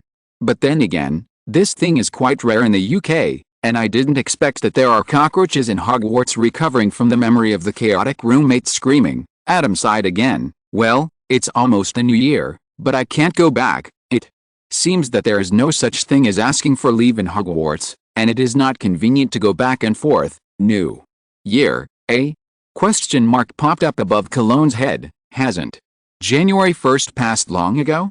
It's almost February now. I'm talking about the Chinese festival, the Spring Festival, the Chinese New Year. Adam sighed again with melancholy. The family cooks together, eats together, puts up Spring Festival couplets, hangs lanterns. Well, it sounds no different from Christmas. Adam immediately turned his head and retorted, it's very different. Okay, very different. Cologne turned Adam's head back. Is this festival special to you? Probably the most important festival of the year. Is that so? Cologne turned his head and looked at his roommates behind him. How about we celebrate the Spring Festival by ourselves in Hogwarts? Adam blinked. It seemed a bit of a solution. Since it was a Chinese festival, Adam didn't plan to drag anyone else along, just celebrate it in the dormitory. According to Cologne and the others, they could be considered a family. Yellow and black have always been the main colors of the Hufflepuff dormitory, but on this day they were replaced by red. Red round lanterns were hung on the ceiling like a string of persimmons, and the folded red paper was cut into the word foo. Once it was pulled apart, it became a long string, spanning from one end of the dormitory to the other. Adam also grabbed Zyoke and SPI and put on small lion dance-shaped clothes for them. Okay, go play. Helped the 2 little ones get their wings out of the opening of their clothes, and patted their butts to let them get off his legs. Adam, do you have to stick this upside down too? Adam glanced at the words showing Uther's hand and said quickly, no, only foo should be stuck upside down. When it came to the part of sticking Spring Festival couplets, Adam was troubled by the red paper in front of him. Should he stick some Spring Festival couplets that are in line with the characteristics of Hogwarts in Hogwarts? But what to write? Upper couplet, Albus Dumbledore. Lower couplet, Gellert Grindelwald. Horizontal banner, 100 years of happiness. I don't know if the old principal can understand Chinese, so I'd better not do such a thing. After thinking for a while, Adam picked up the pen and wrote, the dragon came out of the shell. The bird snake broke the silver and bid farewell to the old year. The phoenix was reborn and sniffed the gold to welcome the new year. Good fortune and lucky. Can't think of a better one for a while, so I'll stick it on first. Eugene, help me put this on the door. I marked it. Okay, there are classes on New Year's Eve. Most of the preparations are done in advance, and many links in Hogwarts can only be simplified, so it's soon time for the much anticipated New Year's Eve dinner. While Cologne, who has already mastered the use of chopsticks, picked up a pair of chopsticks and swallowed his saliva. Isn't this table of dishes a bit too much? Can we finish it? Adam made a full table of dishes, including flying in the sky, running on the ground, and swimming in the water. There are 4 kinds of staple foods alone. Even if he is greedy, he feels that it is a bit impossible to finish this table. This table will be eaten until tomorrow, so make more if you want. Adam actually found that he seemed to have made a little too much, but it was not a big problem. Oh, by the way, Eugene, one of these 2 fish should be saved for tomorrow. Don't eat it all in one day, okay? Eugene looked at the 2 squirrel mandarin fish with shining eyes. He is still not very good at picking fish bones, and this kind of fish that can only be eaten from the head and tail is simply tailor-made for him. It turns out that Cologne still has some misunderstandings about the fighting power of boys of their age. The 5 people had a New Year's Eve dinner from dinner to New Year's Eve, and there was not much left except for the squirrel mandarin fish that was specially left. What? You actually celebrated the festival secretly without calling us? The next day, everyone in Hufflepuff gradually discovered the red paper posted on the door of Adam's dormitory. After asking curiously, they were immediately shocked. That's the Chinese New Year festival, and you don't celebrate it. It's okay, we can eat. Oh no, we can celebrate. Ernie covered his chest with a look of confusion after Adam's popular science. How many people in Hogwarts don't know that Chinese festivals are equal to food? Are there any left? Cedric was very concise and got straight to the point. No, the last squirrel mandarin fish was eaten for breakfast today. Cologne spread his hands. Okay, are you so interested in Chinese festivals? Adam touched his chin. Yes, a group of people nodded. There are indeed a few Chinese festivals after that. There are more festivals in the first half of the year, but, in the expectant eyes of everyone, Adam opened his mouth and spit out extremely cold words. But, do you still remember the end-of-year exams that are not far away from us? Yes, as students, they obviously have a threshold that they cannot escape. That is, exams. Although Hogwarts only has 1 exam per school year, it is also because of this that many young wizards will find out at this time that they don't seem to have learned much in a year. There are also many young wizards who find that they have forgotten everything they have learned this year, and when they review, they find that the knowledge they were once familiar with is now so unfamiliar. This is the time for the caring professors to take action. They use homework to force knowledge points into the minds of young wizards. It's too late. The feather pen in Cologne's hand is so fast that it almost flies up, and his face is about to collapse. Eugene. Bernard. Uther. Help. Why is there no Adam? Because Adam's homework is different from theirs. I said that this homework is a bit too much, so you don't push it until the last day. Uther reluctantly put the homework of the 3 people in front of him. You didn't say that this is a bit too much? Twice as much as last weekend. Our woo-woo cack, you should write it quickly if you have this time. Adam reminded him and took out the letter he received at dinner from his bag. It was from his grandmother, and it was the first letter she had written to him since he had written to her asking about Nicholas Flamel. Chapter 37. Professor McGonagall in number 039. Silence is deafening. Dear Adam, please forgive my grandmother for taking so long to reply to you. After reading your letter, I hesitated for a long time and communicated with Mr. and Mrs. Flamel before finally making up my mind to write these words. Before telling you everything, I want to affirm your wisdom and sensitivity. The fact that you were able to track down the Philosopher's Stone through a name that was centuries away from you surprised both the Flamel couple. I'm proud of you, my dear. Back to the topic, you who have found the information about Mr. Flamel should also know that they are French and come from the same land as your grandmother, who is me. In fact, my great-great-grandfather was the great-great-grandson of Madame Flamel's brother. I know that when you read this, you may feel that this kinship is too far away, and I feel the same way. The protagonists of some of the interesting stories they told me when I was a child are already ancestors that are too distant to be traced back to me. We descendants should not disturb the secluded life of our ancestors, so our family has never had any contact with the Flamel couple. Until you mentioned that bad premonition before. After reading the first letter, Adam was a little shocked. Nicolai is actually his ancestor. Oh, no, my ancestor was the younger brother of Nicolas Flamel's wife. He and Madame Flamel were still related, but I could only say that I had some relationship with Nicolas Flamel, but not much, but it could still be considered a close kinship. Continuing to read, Grandma Emma told everything about their family. There is nothing to go into detail, just a detailed summary of their family's interactions with the LeMay couple over the years. As Grandma Emma said, it was basically all distant. The stories of ancestors that are hard to trace back are less and less intertwined as you go down. What made Adam more concerned was that at the end of the letter, Grandma Emma said that Nico Flamel invited him to visit their home again during the holidays, although he didn't know why. Adam wanted to find Nico Flamel again. After all, the Philosopher's Stone would be destroyed this semester, and the Flamel couple would also end their lives of more than 600 years. The door key given by Nico Flamel did provide him with an effective way to escape at the time, although he didn't need it very much now. Later, Professor Dumbledore gave him guidance and allowed him to go to Fawkes often. There is also a Nico Flamel factor. He should at least go take a look and see them off for the last time, or if they still want to continue living. He has quite a lot of magic stones here. The weather is getting hotter day by day, and the exam date is approaching day by day, making the students more and more irritable. For Adam, the approach of the exam is not a terrible thing.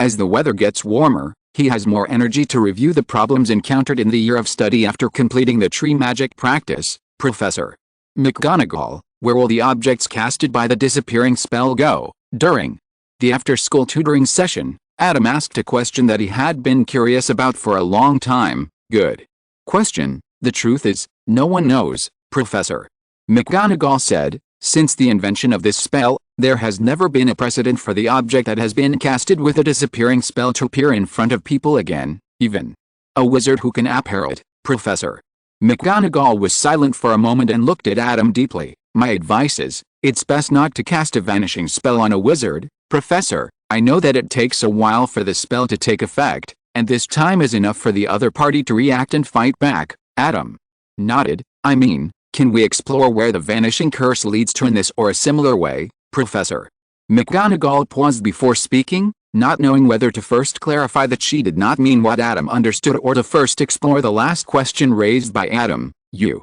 can tell me what you think. For example, Phoenix and Fox's apparition should not be restricted by the anti-apparition spell. Under Professor McGonagall's somewhat subtle gaze, Adam quickly added, of course, it seems that House Elves' apparition can also be successfully performed in anti-apparition places, such as Hogwarts. Professor McGonagall opened her mouth and tried to say something to no avail. After taking a few deep breaths, she managed to clear up her thoughts. Adam, maybe I used the wrong words when I taught you before. Not all the underlying principles of magic must be explored clearly. There is nothing wrong with some magic just being applied, right? So, please let your poor transfiguration professor go. Professor McGonagall looked at Adam and tried her best to convey the above information with her eyes. Okay, then let's discuss the use of the transformation spell. Adam sighed, and then turned the page of the notes in his hand when Professor McGonagall breathed a sigh of relief. So, regarding the method of using the uncertain deformation caused by lack of concentration during deformation to deform part of the opponent's limbs into alien shapes and thereby incapacitating the opponent, Professor McGonagall. At this moment, Professor McGonagall's silence was deafening. Professor McGonagall, I think you have almost mastered the basic skills of the transformation spell. Professor McGonagall, remember what you came to me after class last time to ask? Professor McGonagall, it's the animagus. How about we discuss this? Professor McGonagall jumped onto the table and transformed into an American Shorthair cat. Okay, Professor McGonagall. Adam put down the notes in his hand and stretched out his hands with a pious expression. There is always a time to try something guessing, but the opportunity to play with a cat doesn't come around very often. Don't think wrongly. Of course, Adam couldn't have any unreasonable thoughts about Professor McGonagall. After confirming with his own hands that there was indeed no difference between the animals transformed by animagus and normal animals, Adam was once again cursed by the wizard. Shocked by being unreasonable. There is a saying, knowing what is happening and not knowing why is not without benefits. At least this kind of controllable self-deformation that can retain consciousness, almost no magician will study this with this ability. Which magician would have the need to turn himself into an ordinary animal? After all, the most important ability of animagus is to sneak in, and the target that a mage who can achieve this level needs to sneak into is usually not something that animagus can fool. In addition, the same is true for some magic involving time. The only ones who can interfere with time are the legendary great magicians, such as Crowley. However, in the wizarding world, there are a lot of time turners in the Ministry of Magic. Thinking of the two magic circles in the Shoot card and the Who card that make people dizzy at a glance, Adam deeply felt the happiness that the wizards knew but didn't know why. I'd better apply for a time turner and study it when the time comes, and then I think it's more reliable to learn the magic of time cards and ruthless cards. As for now, Animagus is an interesting topic. I hope there will be progress before the end of year exams. Adam was interested in his Animagus due to his Patronus form. Chapter 38, End of Year Exam. Adam's practice of Animagus went quite smoothly as expected. After all, the biggest difficulty in practicing Animagus is the strict requirements for the weather during the period. For all wizards who practiced this magic before, this was purely a matter of luck, but Adam had the Clow cards. Relying on the Cloud card and the Storm card, Adam created a cloudless full moon and a storm on the second day. Amid the voices of countless little wizards rushing back to the castle cursing, Adam welcomed his own Animagus transformation, Amato, Animato, Animagus, pointing the tip of the magic wand at his heart. After reciting the spell, Adam drank a mouthful of blood-red potion. The beating of the second heart sounded, and became deafening in a few seconds, and at the same time, the intense pain seemed to sweep Adam's whole body from the inside of the cell. Adam, is it really okay? Practicing this kind of messy magic, Zio K watched Adam's body begin to tremble, and couldn't help but scratch the grass on the ground with his claws in a bit of annoyance, controlling the Lee card to be ready to attack at any time. Sibi did not answer, but stared at Adam quietly. At this time, the two of them did not maintain their usual small size that was more cute than energy saving, but were in their original posture. The winged lion and the leopard with the butterfly wings were quite intimidating in terms of visual effect alone as the guardian beasts of the sealed book. Zyok and Sibi's abilities were not simply to guide Adam to learn the magic on the Clow cards. With Adam's permission, they, representing the sun and the moon, respectively controlled the right to use half of the Clow cards in the sealed book, even if they also needed to mobilize Adam's magic power when using the Clow cards. Adam's current magic power was enough to deal with any troubles that might be encountered in the process of practicing Animagus under the gaze of the sealed beasts. Adam's body stopped trembling, and then twisted into a familiar look. A Maine Coon cat, the vertical pupils turned into round pupils in an instant, and Zyok and Sibi walked forward and looked down at the fur ball on the grass in front of them. Adam, who was still getting used to his new body, raised his head. The cat on the left had a big face, and the cat on the right had a big face. He couldn't help but speak. Meow. I forgot that I couldn't speak in the Animagus state. Are you really Adam? Zio K tentatively stretched out his paw, and the Maine Coon on the ground followed suit and high-fived Zio K. The paws of the big cats suddenly became many in front of the real big cats. Meow. Meow. Hiss. Yes, using the magic of the sound card to adjust, Adam finally turned the cat's cry into human language. After saying that, Adam couldn't help but turn his head, using the cat's innate flexibility to bury his face in the soft fur on his waist and abdomen and take a deep breath. God, my Animagus is as good as expected. God knows how excited Adam was when he found out that his Patronus was a Maine Coon when he was practicing the Patronus spell, but it was a pity that the Patronus was illusory and could not be touched at all. Now, Adam finally got what he wanted. Until the end of year exam, Adam was immersed in the Animagus form that sucked himself and couldn't extricate himself, especially when he pulled Zyok and SPI together. The three furry things rolled into a ball was a heavenly enjoyment for a plush lover, not to mention that one of them was himself, so much so that when Adam stepped into the examination room, he still had an intoxicated smile on his face, and Professor Flitwick obviously understood it as Adam's confidence. I know this is not difficult for you, but I hope to see some surprises. Smiling and winking at the top student, Professor Flitwick said, this year's exam questions, do you see this pair? Just let it tap dance across the desk. The dance spell itself is not difficult, but making the pair dance obviously requires a little extra control ability, and it also needs to maintain jumping from one end of the desk to the other, but this was obviously a small problem for Adam.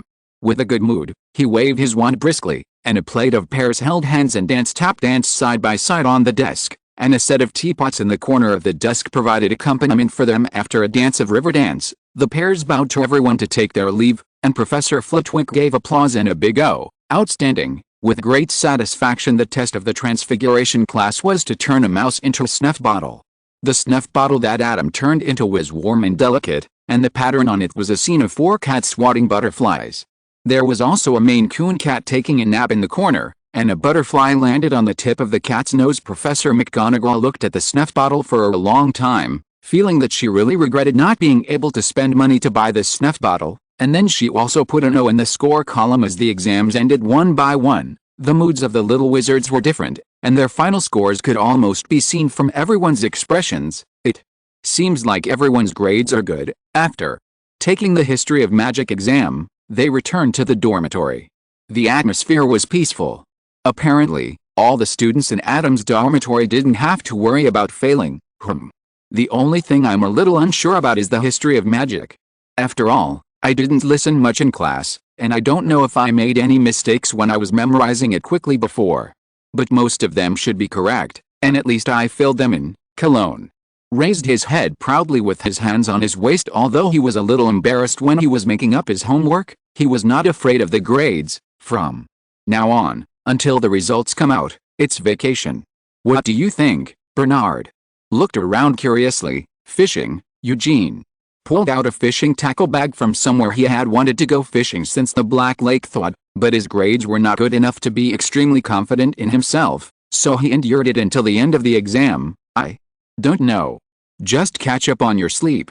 I've been seriously short of sleep these days. Uther stretched out on the sofa, looking as if he was ready to fall asleep at any time. Hey, are you all so casual? The Quidditch match isn't over yet, and no one comes to watch the training. Looked at Bernard and Adam. Well, I plan to take a walk around Hogwarts while I have nothing to do. Bernard's eyes flickered and he looked at Adam. What about you, Adam? Adam squinted his eyes, hugged Ioke with his left hand and Sibby with his right hand, and put his fingers in the soft fur on his two little abdomens. I haven't thought about it yet. I might stay in the dormitory like Uther. Then I took a nap with Ioke and Sibby. He's been studying for a year anyway, so what's wrong with just enjoying it for a few days? Ahem. Since you haven't thought about it, Bernard coughed and moved closer to Adam. Are you interested in going on an adventure with me? Chapter 39. The first team building in the dormitory. Adventure. Adam opened his eyes and looked at Bernard with a frown. You mean, this is a huge and ancient magic castle? We only explore less than half of its areas during class, or even less. Aren't you curious about other areas? Bernard's eyes sparkled as he spoke. You also said that this is an ancient castle. Adam sighed. Those places that we won't go to in class, there's a high probability that no one will go there in normal times. No one may have been to those places for hundreds of years, and there are unused garbage piled up everywhere, and there may be rats and cockroaches. The fantasy constructed by Adam's words was slightly hit, but this did not change Bernard's mind. But it's not necessarily all garbage, right?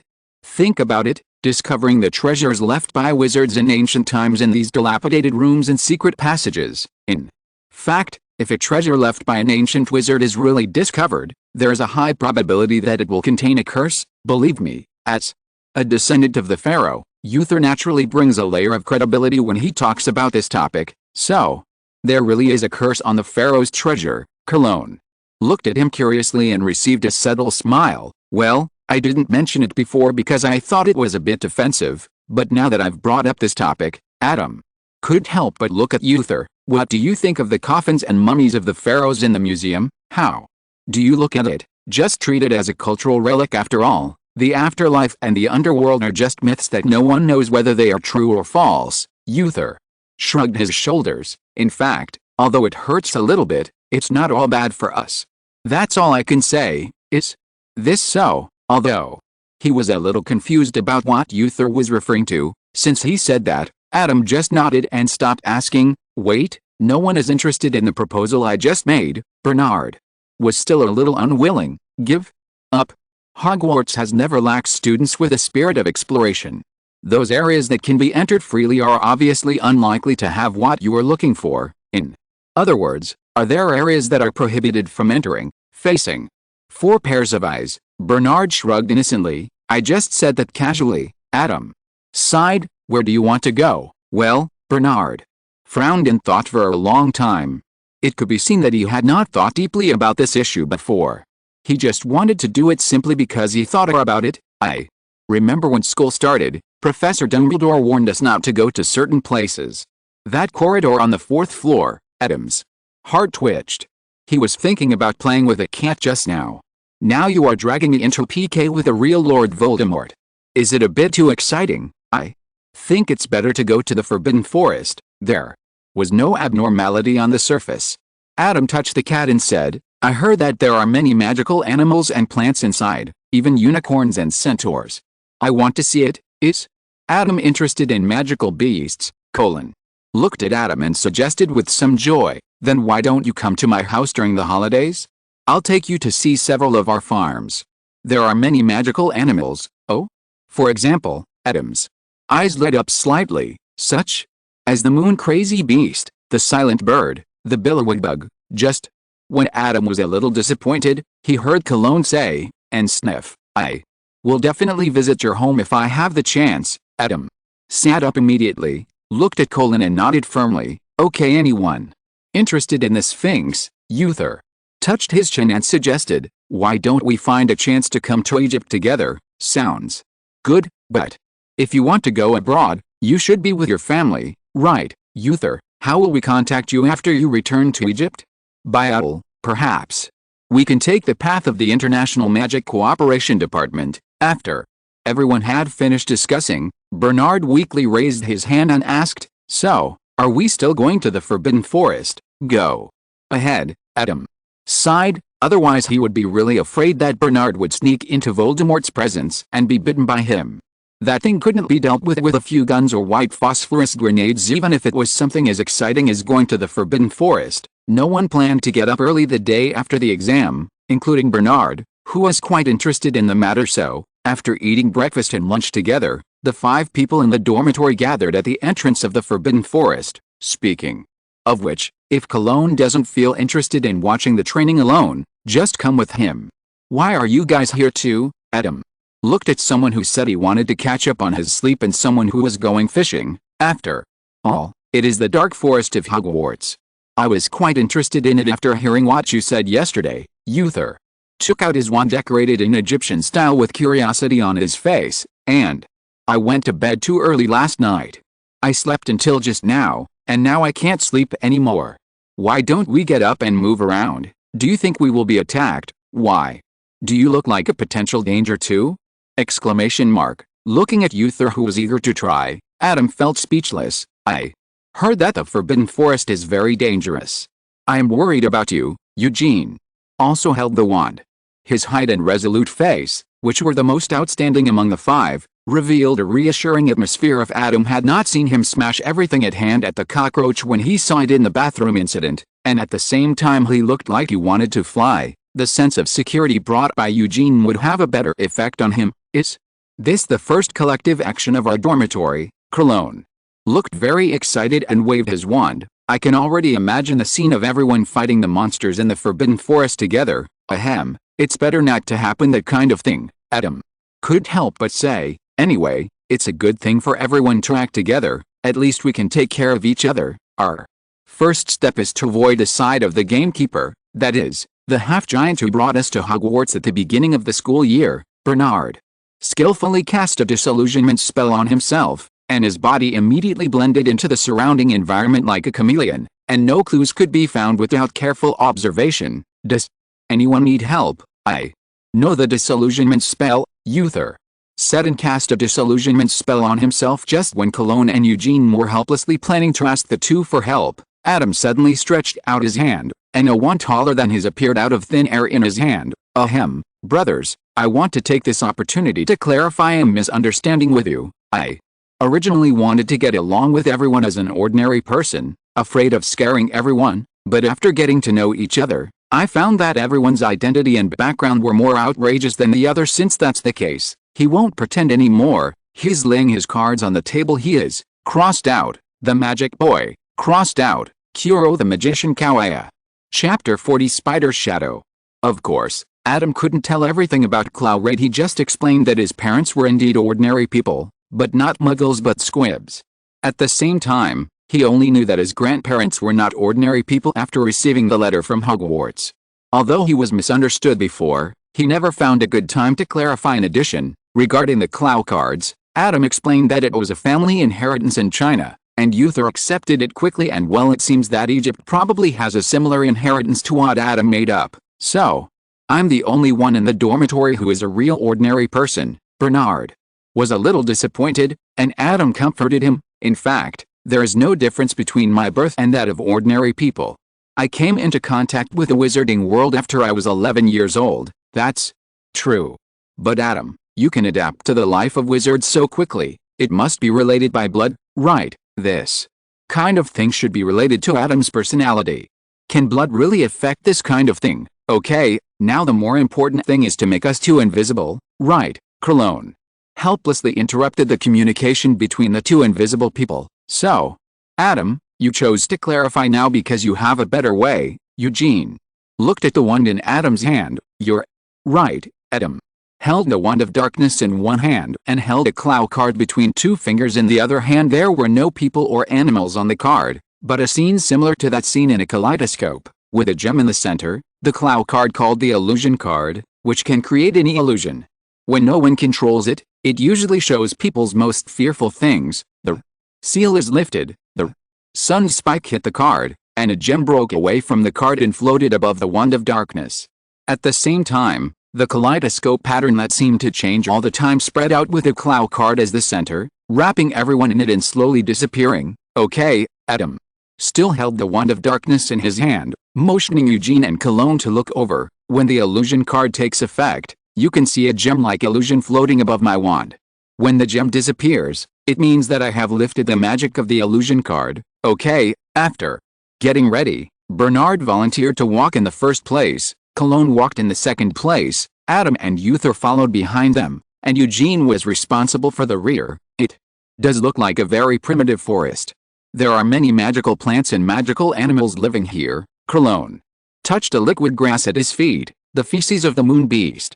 It seems that you will encounter some cute little animals in the Forbidden Forest at night. At the same time, the probability of encountering danger will be higher, isn't it, Uther's eyes scanned the surroundings vigilantly, but there was not much tension in his words. Even in Egypt, where yellow sand is everywhere, most of the creatures that are active during the day and can pose a threat to wizards are extremely large and difficult to hide, but those that are active at night are different. Under the cover of night, even animals smaller than the palm of a hand can easily kill a wizard with venom and other means. Look, there are traces ahead. Colin's eyes lit up, and he quickened his pace and walked forward. After the five people arrived at the place Colin said, Adam looked at Colin squatting on the ground with some helplessness, carefully studying a trace. Look, this trace is very wide. It must be left by some kind of huge magical animal, such as an ermine, or something else. After hesitating for a while, Adam reminded, is it possible that our half-giant gamekeeper can also leave similar traces?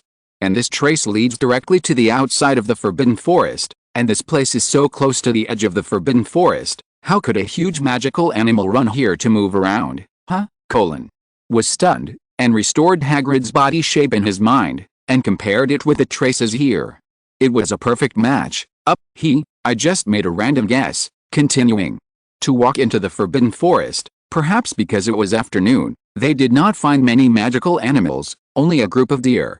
However, the herd of deer spotted them from a distance, looked in their direction and ran away. Should I also erase the sound we made? Adam's fingertips turned over a silence card, on which was a tall woman with a high collar covering her mouth and nose. No, the noise we made is also protecting us in a sense. Uther stopped him. Some very powerful magical animals have wisdom that is not inferior to humans. After all, this place belongs to Hogwarts. If they find us, they may choose to leave on their own initiative. Okay, Adam followed Uther's advice, but he didn't think these animals would actively avoid humans. There was no surprise, so Bernard couldn't help but say, are we just going forward without a goal? He wanted to explore the Forbidden Forest, but the current situation seemed to be a little different from what he imagined. The team stopped at this time, and the five people came together. Drink some water and take a rest. Adam conjured up 5 cups and conjured some boiled water in the cups. Bernard is right, we should at least have a goal. Cologne was a little tired, so he took some water and sat down on the root of a big tree. He looked around casually, hoping to find some clues that could guide him in the right direction. Suddenly, Cologne's pupils shrank suddenly, and he pointed in a direction. What is that? A trembling and even broken exclamation made Adam and the others look in that direction immediately, but they found nothing. Look from this side. Adam walked to Cologne's side, squatted down and looked in the direction of Cologne's finger. and then he saw the culprit that made Cologne lose control, a spider web that was tied between the trunks of 2 trees, spanning more than 10 meters, with 2 parallel spider threads even as wide as a palm. What kind of web is this? A spider, Euthers. Face looked a little ugly. Do you British spiders eat so well? If it was just a large spider web, it would be fine, but the intervals between the spider silk were as wide as a palm, which meant that prey that was about the same size as a palm was not even on the menu of this spider. I don't know. Cologne swallowed his saliva. Obviously, their family's farm would not raise such a fierce magical animal. Bernard suddenly started to walk towards the spider web. Hey, what do you want to do? Seeing Bernard's movements, Eugene quickly grabbed him. Aren't you curious? Looking at Bernard's somewhat excited expression, Eugene frowned. Aren't you afraid? What are you afraid of? It's just a spider. At most it's a little bigger. Bernard looked at Eugene in confusion, took out the loaded gun and loaded it. If you tell me that bullets can't penetrate dragon skin, I believe it, but a spider can't be bulletproof, right? Chapter 41 Spider Sea Frenzy. You're right, Bernard. Spiders are unlikely to be bulletproof. Eugene, or the wizards in general, had no idea about the power of bullets, but Adam knew. But you also have to consider the size difference between bullets and spiders. A bullet may not kill the big guy directly, but may make it crazy. When Bernard took out the white phosphorus grenade to refute, Adam said again, as far as I know, the only spider that can have such a size is a magical animal called the 8-eyed giant spider, which can usually grow to 15 feet tall. Bernard was silently estimating how high 15 feet is in his mind. Moreover, this kind of animal usually lives in groups. A small group has dozens or hundreds of them, and a large group may have tens of thousands of them. Given the ecological conditions of the Forbidden Forest, Bernard put away the white phosphorus grenade. Ahem, why don't we turn around? This direction seems a bit dangerous. Uther, Cologne and Eugene nodded in agreement. As the saying goes, if you know there are tigers in the mountains, don't go there. There is no reason to rush forward when you know there are a lot of dangerous creatures ahead. What's the point? However, after walking a distance, Adam suddenly called the others. Wait a minute. Facing the puzzled eyes of everyone, Adam sighed. We seem to have discovered it too late. After Adam finished speaking, there was silence all around. There was no sound of their footsteps before, and the rustling sounds coming from all directions suddenly became clear. We were discovered. Maybe we were discovered a long time ago. Maybe we touched a spider silk. Or maybe it was just because we broke into their territory and were regarded as prey. A 15-foot tall spider. Think about it. It is impossible for it to just lie on the spider web and wait for food to come to the door. Everyone's face was not very good, and they all clenched their wands. Spiders should be afraid of fire, right? Cologne suggested. But setting fire in the Forbidden Forest, what if the fire spreads? It's better than losing your life. Setting fire makes too much noise, and the holiday is coming soon. Do you want to put me in solitary confinement? Adam clenched the dark staff and looked around. Leave it to me. The huge magic circle unfolded on the ground with Adam's feet as the center, but it was not discovered because of the cover of humus. Only the 8-eyed giant spiders ambushing in the dark seemed to sense the danger, and the rustling footsteps were confused for a moment. This is the first time I try this kind of thing.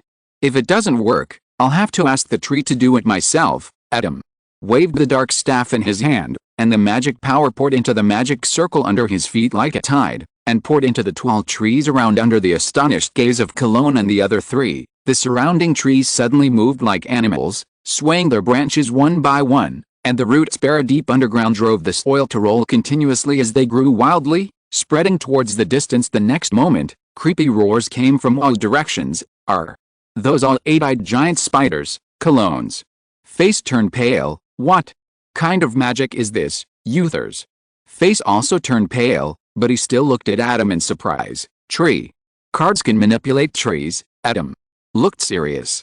There were many more 8-eyed giant spiders around than he had imagined. It was the first time for him to manipulate multiple trees at the same time, not to mention such a large number. This was not an easy task for him. The roars were getting closer and closer. The trees in the Forbidden Forest were so tall that they almost completely blocked the sunlight above, so even in the afternoon they could only vaguely see many fangs and claws behind the trees. Maybe it was the tree roots that moved under Adam's magic, or maybe it was the legs of the eight-eyed giant spider, but Cologne and the others hoped it was the former. Be careful. Suddenly, a spider climbed up the tree, then jumped along the trunk several times and came not far in front of them, and pounced on them. Armor protection, thunder, explosion. Cologne threw an armor spell after a scream, but Uther behind him threw a blasting spell at the big spider with a sullen face, and the head of the eight-eyed giant spider, which was about the size of a basketball, was blown to pieces in the fire. There are many more big spiders than I thought. Adam frowned and gritted his teeth. Hundreds? Thousands? Adam was not sure. He only knew that the range of the tree sign was full of eight-eyed giant spiders. Did they unknowingly walk to the vicinity of the eight-eyed giant spider's nest? Adam, don't push yourself too hard. Take 2 deep breaths to calm your heartbeat. And Uther looks around. You don't have to stop all of them. You can let some of them come over. Just tell me the direction. I can handle 1 or 2. I can help too. Eugene, who was staring at another direction and didn't react, said in a deep voice, because of my parents, I know a little self-defense spell. Bernard's face turned pale when he saw this scene, and he tightened the white phosphorus grenade in his pocket. The unforgivable curse is the worst curse, but it's not the most powerful curse. While controlling the trees, Adam also paid some attention to the surroundings. He was relieved to see the spiders were solved, and found Bernard's situation, stepped back half a step and came to his ear and said, the wizard's existence in this world is not just due to isolation.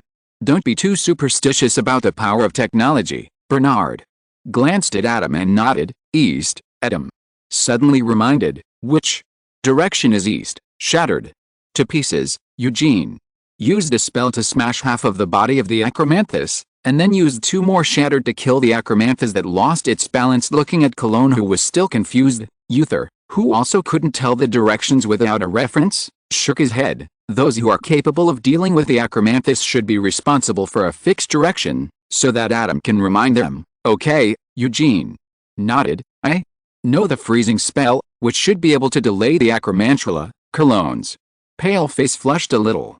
He thought that as a freshman, it was great to have this ability, but looking at the others, it's enough, and you have the armor spell to block it. I can also deal with the acromantula. Bernard gritted his teeth and said, Uther glanced at him. Do you have enough bullets? Not relying on bullets. Bernard had put away his gun and held the wand in his hand. Trust me, I won't joke with my life. Okay, Uther nodded. So the 5 people formed a formation with Uther, Eugene, Cologne and Bernard facing in one direction, surrounding Adam in the middle. How many acromantulas can you deal with at a time? Adam thought about it and had an idea. At present, his magic power cannot use the light cards, dark cards, and the 4 elements of earth, water, wind and fire, which are the upper Clow cards, but there is no problem using other cards. However, these Clow cards lack the means to kill large targets in groups. If we can disperse them. If you're listening to this novel on a channel other than Fanfic World, it means they downloaded and uploaded it without effort. We cordially invite you to visit our channel, Mundo Fanfic Novelis. There you'll find the original version of this story, and you can explore many other novels of various genres. We're waiting for you to immerse yourself in a world of incredible novels. Chapter 42, The Anger of the Tree Brand. A single tree becomes a forest. 3 acromantulas broke through the defense lines of the trees from 2 directions, and were quickly dealt with by Uther and Eugene. It was obvious that Adam relaxed some defenses based on the strength of several people and put more energy on other places. Colin and Bernard were a little reluctant, but now was not the time to show off, and it was impossible for Adam to let 2 acromantulas break through the defense because of their unwillingness to prove himself to them. Seemingly shocked by the fate of their former companions, the acromantulas' attack slowed down a bit, and everyone had time to respond to Adam. At most, I can kill a dozen or 20 of them at a time, but I only have 3 or 4 chances, and then I can only deal with 2 or 3. Eugene held his wand and put his other hand into his pocket. Normally, you can deal with 3 or 4 at a time. In special circumstances, you can deal with any number, but it can only take effect for a while. Uther took a deep breath, reached out and pulled out his necklace from his chest and held it in his hand just like Bernard would bring guns and grenades. They naturally brought everyone who could defend themselves before coming to the Forbidden Forest. Judging from the current situation, this decision is undoubtedly the right one. Thought for a moment. 2. No. 1. He was actually confident of dealing with 2, but in order to prevent an accident from dragging down others, he still downgraded to 1 to make sure everything was safe. 1. Bernard answered without any hesitation, and although others were curious about where his confidence came from, they did not doubt his answer. That's enough. Adam nodded. The situation was much better than he expected. It's not an option to keep dragging it on like this.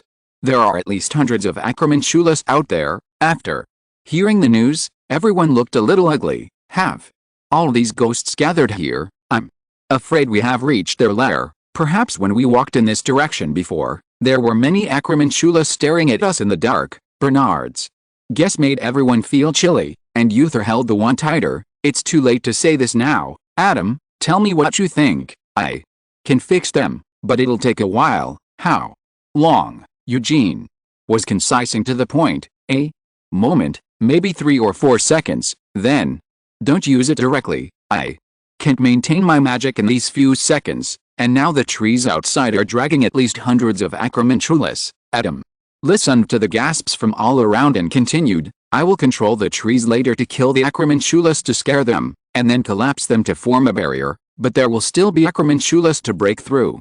I estimate there will be at least 10 of them.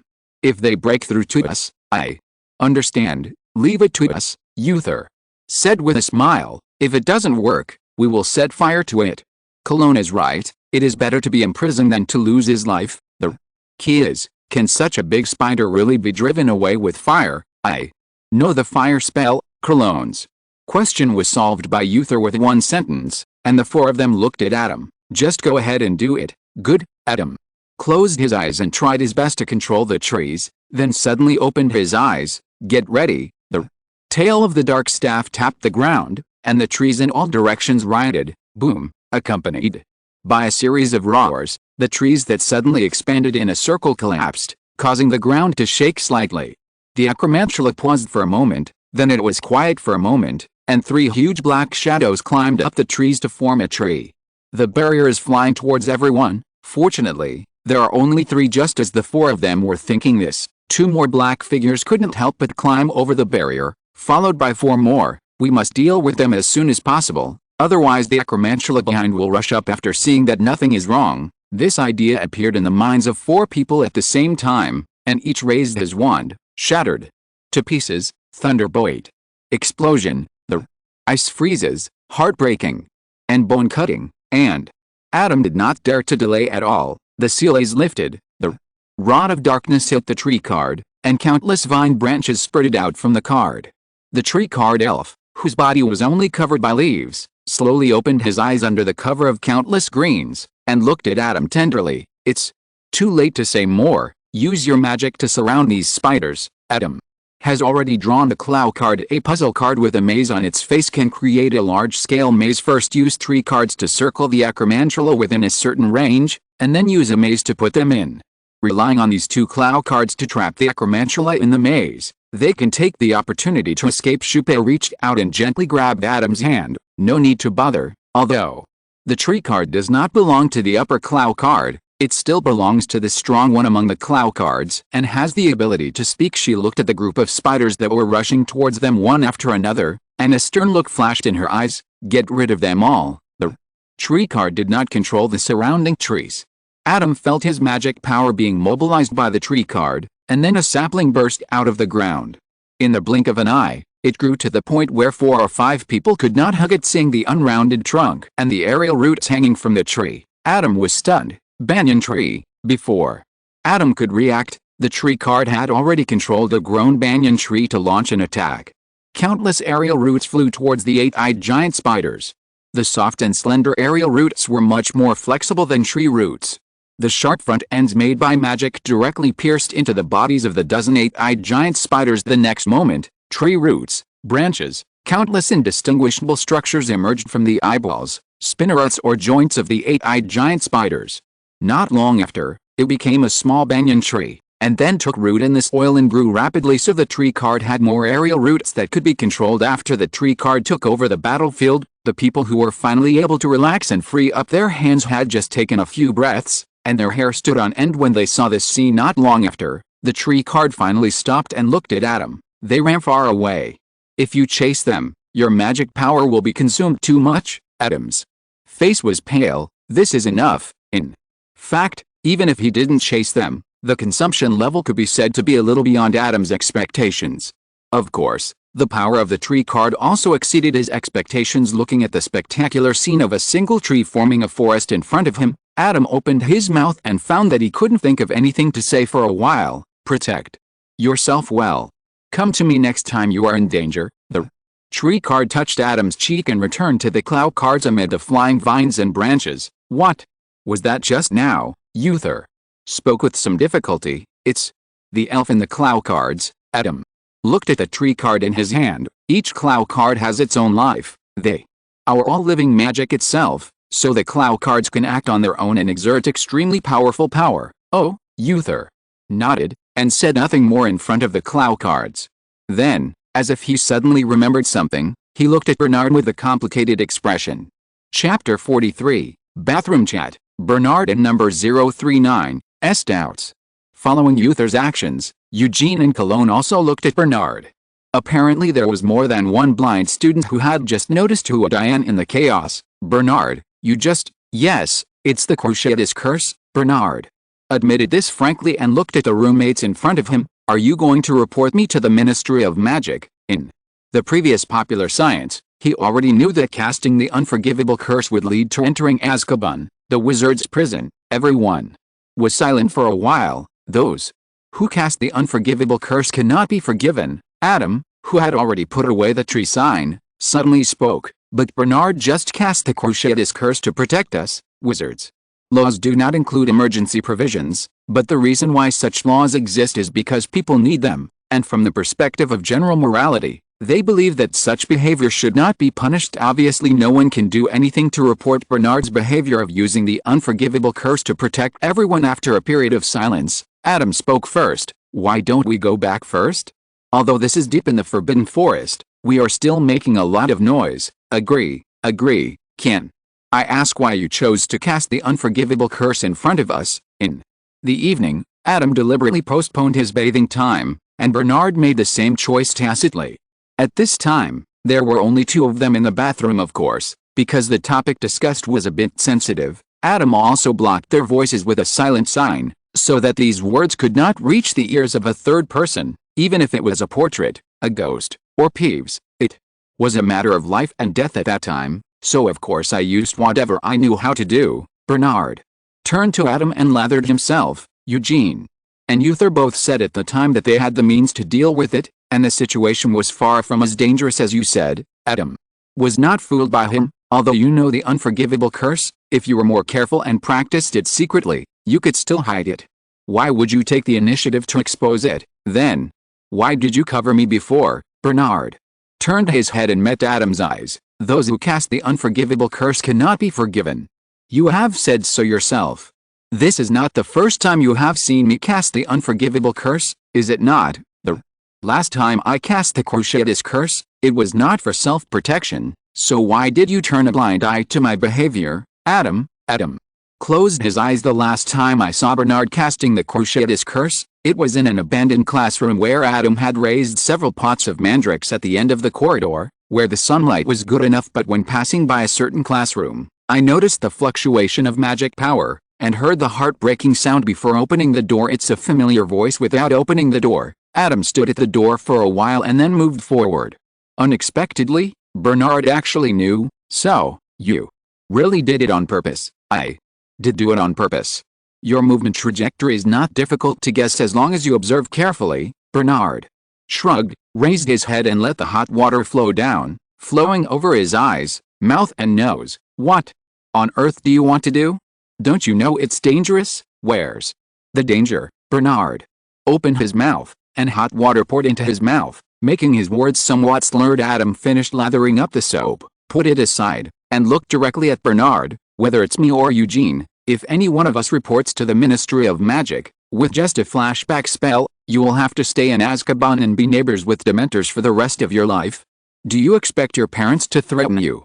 Is Sangamo going to court with the Ministry of Magic? Dementors, Wizengamot, learned a new term, Bernard, wiping his face from his chin up. Bernard looked at Adam. Look, am I okay now? You think this is fun? Adam looked incomprehensible. No, I just want to try to see if the friendship between us is really that strong. This time Adam looked at Bernard with a look of concern in addition to incomprehension. Otherwise, you should find a mental hospital. Do you know what it's like to be a lawyer and the child of two lawyers? Bernard's eyes were blank, as if he was lost in memories, marriage, debt, finance.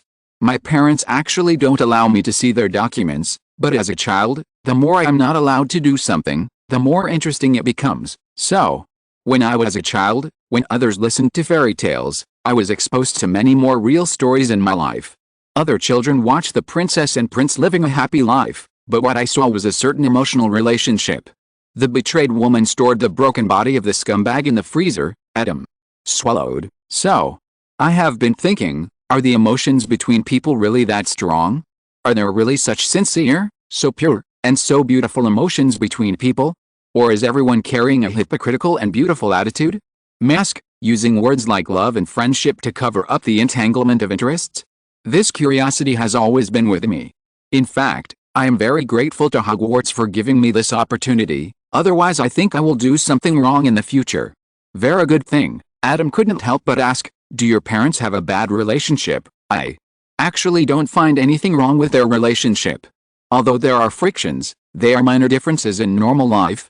But maybe I just don't find the problem. I can't test their feelings, and there is no way able to try, so you put your future to the test of our relationship. Adam opened his mouth. We've only known each other for a year, but you have to admit that although our personalities are very different, we get along surprisingly well, don't we? Bernard spread his hands. There are so many dormitories around, and the relationship between the 5 people in any dormitory is as good as ours.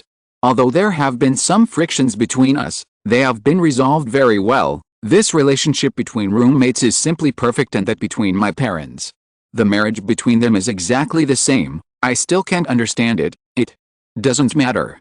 It's impossible for one person to completely understand another person's thoughts. It's good to seek common ground while reserving differences, just like we have been doing this year. It can be said that they are very different in various aspects such as living habits and personalities, but they can live together well and respect and accept each other's differences. So, back to that question, Bernard looked at Adam again. Why didn't you report me when you first found me casting the unforgivable curse? Because I saw it. What? I saw the person you cast the unforgivable curse on. Bernard's eyes widened slightly. How did you do it? Clow Card, the magic of the Xianpai can recall the past scenes. After that, I returned to your classroom at that time. Adam looked at Bernard and said, I saw you were using cruciatus on a stone. Chapter 44, Promise at the end of the school year. The reason why the unforgivable curse is unforgivable is because the emotions required to cast it are very extreme. The extremely determined desire to kill someone, torture someone, and control someone, to have such an idea and put it into reality, is the real reason for casting the unforgivable curse and going to Azkaban. Therefore, it is normally impossible to cast a curse like the cruciatus curse on a stone, unless a person has a firm intention to torture the stone. Adam looked at Bernard, who was suddenly embarrassed, and said calmly, if you find a cockroach or a flogger caterpillar, I won't be so confident about you. He even allowed himself to have tortured thoughts about a stone rather than looking for a living creature. I was leaving a way out for myself. Bernard's neck. If you had reported me at that time, you would have used the flashback curse to find out that I never used the cruciatus curse at all. Flashback spells will reappear the object of the spell, and stones are obviously not one of them. Then, why didn't you leave yourself a way out this time? Looking at Bernard, who was speechless, Adam smiled slightly. Would you want to do this kind of test? In the end, it was you who had such pure emotions first, right? Otherwise you wouldn't care so much about using such a costly way to test our friendship for you.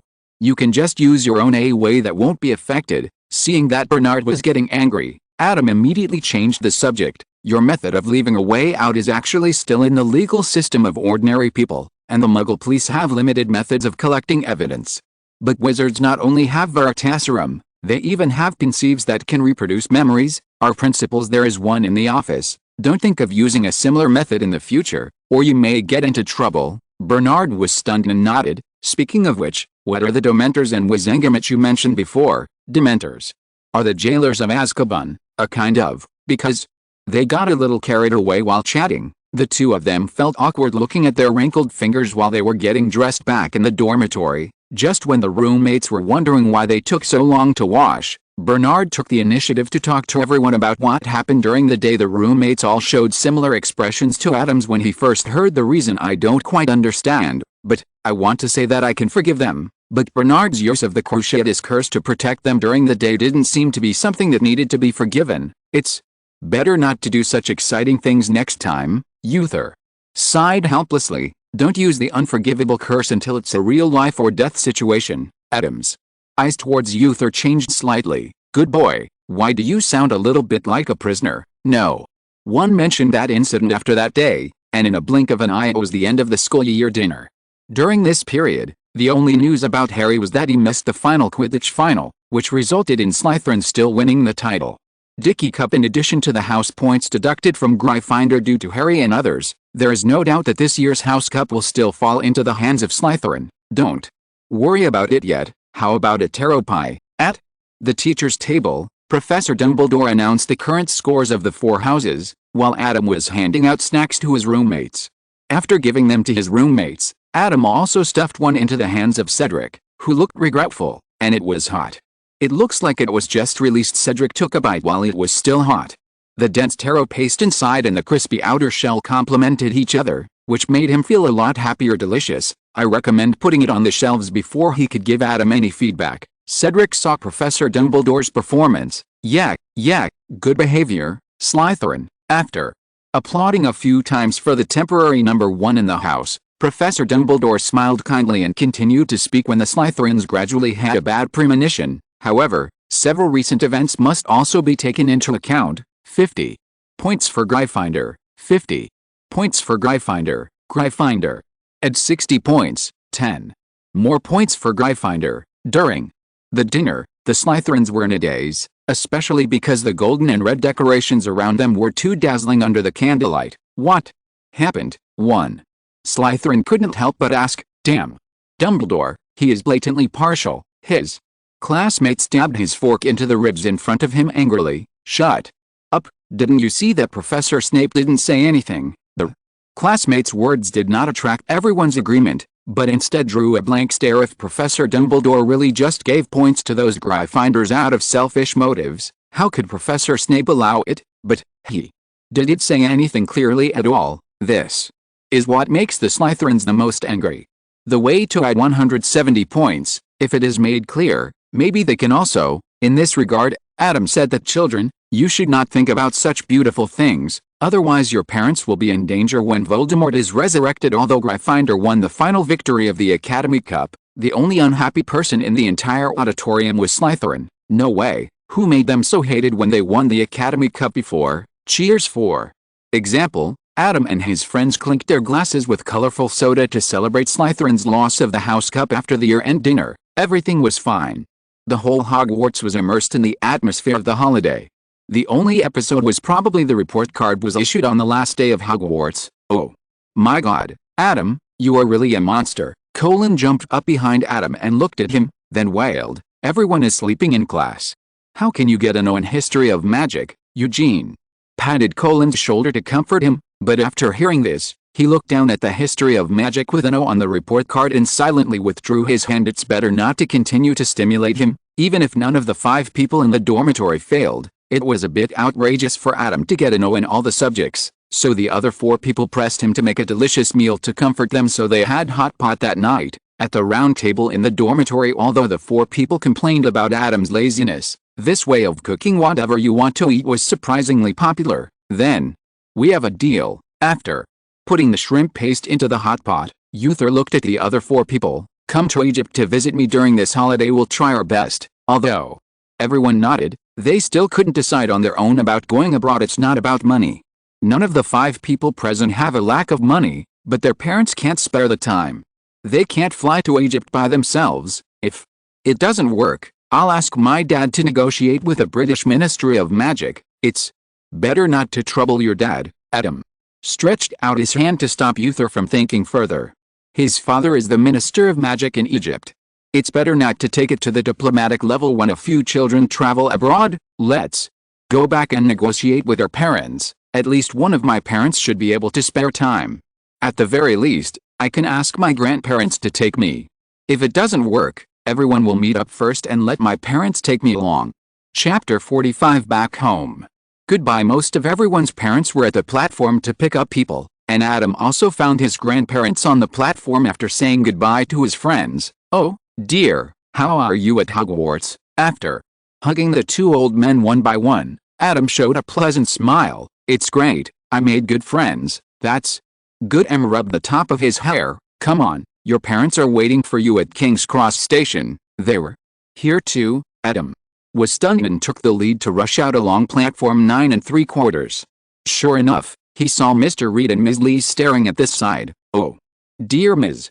Lee rarely shows such an emotional side, but this time she walked up quickly, hugged Adam, and put his head on her shoulders. "You've grown taller." "Of course, Mom, it's been a year." Letting go of Ms. Lee, Adam looked at Mr. Reed. Mr. Reed didn't make such big moves, and nodded to Adam reservedly. Adam is not surprised either.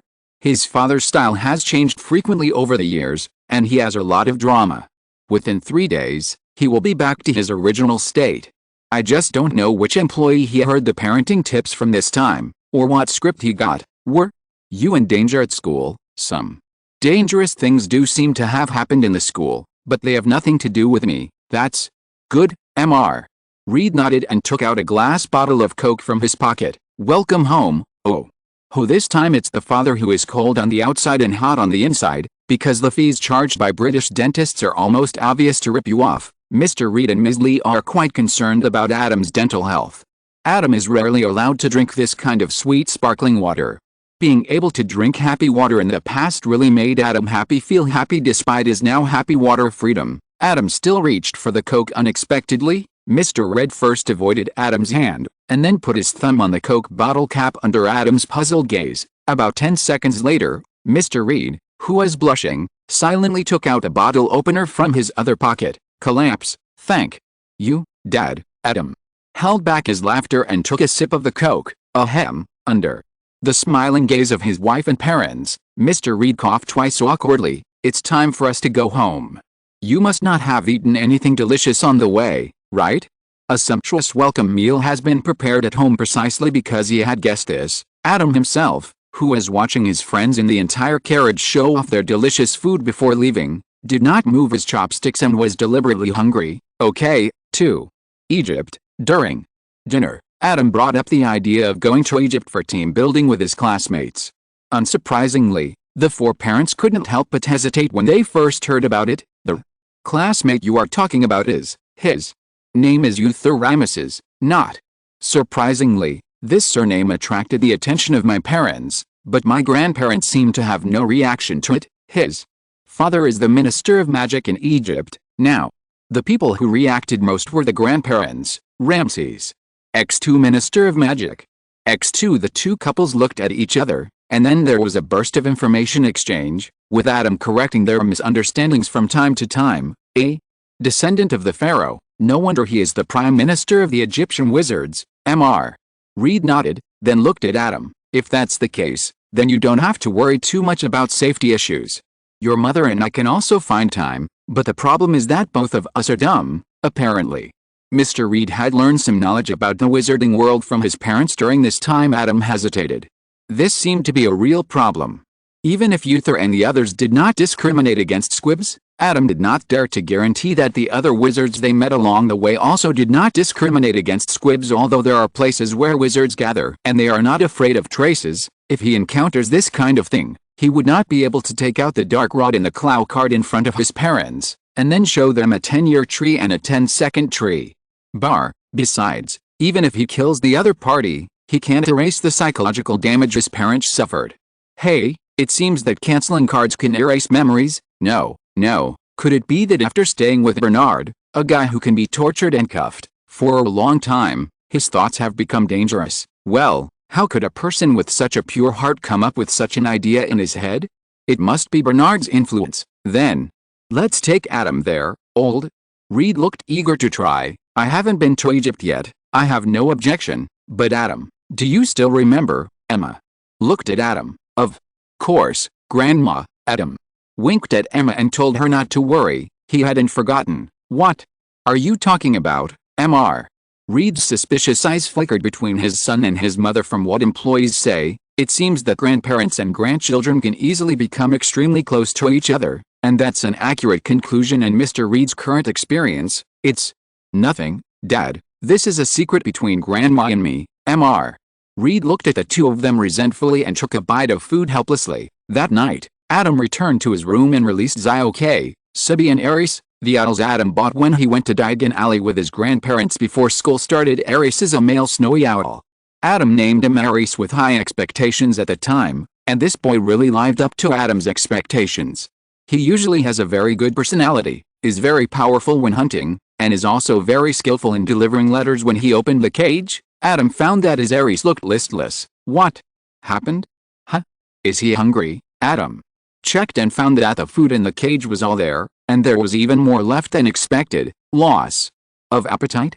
Is it because of the bumpy ride on the express? It doesn't seem like it. Could he be sick? Aries still showed no signs of improvement after coming out of the cage. Just when Adam was at a loss as to whether to send Aries to St. Mungo's or Owl Shop in Diagon Alley, SPI spoke up. I think he seems a little depressed. Depressed? Adam was shocked. What troubles can an owl have?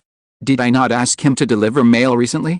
Aries actually loves his work so much? Wait, SPI, you can actually tell whether an owl is depressed. Just feel it with your heart. Use your heart. Seeing SPI's convincing words, Adam believed it. SPI is the sealed beast in charge of the hidden cards, and many of the Clow cards under his command are indeed feminine and spiritual. Then, what should I do? Ask Aries to help deliver the letter. He doesn't seem to be depressed because he didn't deliver the letter. Sib continued to stare at Aries for a while, then tilted his head uncertainly. He seems to be lovesick. Chapter 46. The Story of Nicholas Flamel. Cough cough cough. Adam suddenly choked on his saliva, patted his chest desperately and drank a few more water before he recovered. Concerned greetings from family members suddenly came downstairs, and Aries, who was depressed, also cast a concerned look. I'm fine. I just choked on the water. After shouting downstairs, Adam closed the door, picked up Aries, walked to the small sofa in the corner and sat down. Sibi, are you sure? If you're not sure, don't taint someone's innocence. Aries is only 3 years old. He's still a baby. As he spoke, Adam lowered his head and rubbed Aries' furry head. Adam, wake up. Do you remember that he is a snowy owl? Sibi shouted speechlessly. Adam was stunned. Oh, yes, that seems to make sense. By the way, how old does a snowy owl become an adult? I don't know that. Sibi lay on the bed and wagged his tail. Looking at Aries, Adam fell into deep thought. If he was really lovesick, it was not impossible. The snowy owl is a very dedicated animal, and is one of the few birds that lives in a monogamous relationship. Even when food is abundant, polygamy is rarely seen. So, Aries, did you find a girlfriend at the owlery? Goo, Aries buried his face in his wings. Adam? Question mark. It's true, don't be so shy. Whose girl is she from? Is she ready? Huh? The fire of gossip in Adam's heart was burning brightly, and he kept poking Aries' feathers with his fingers. Aries couldn't listen anymore and ran back to the cage by himself. Don't hide. At least tell me whose owl it is. If I know the other person, I can send a few letters and you can have the chance to meet Goo. Aries was originally facing away from Adam in the cage, but after hearing this, he turned his head 180 degrees and looked over. Of course it's true. Tell me who it is. Oh, you can't speak. Adam was a little confused. They didn't have any photos. Besides, all the owls in Hogwarts were in the owl shed. How could he possibly know everyone? But speaking of it, Snowy Owl should only be interested in Snowy Owl, right? There are not many people in Hogwarts who have Snowy Owl, because of their distinctive white appearance. The price of snowy owls is very expensive among owls. Adam remembered that the number of snowy owls he had seen in the owl shed did not exceed double digits. He only knew 3 of them, so he hoped that the owner of the person Aries was interested in was one of these 3. It was obviously impossible for Aries to know who the owner of the other party was, So Adam was going to write a letter to all three people and ask Aries to send it to them. Unexpectedly, the first letter won. It's really Hedwig. Adam was a little surprised. He chose to buy the snowy owl at that time because of Hedwig's influence. Unexpectedly, the gears of fate would turn around in a circle. Hiss hiss. Aries flapped his wings excitedly, and his mouth neighed completely differently than usual.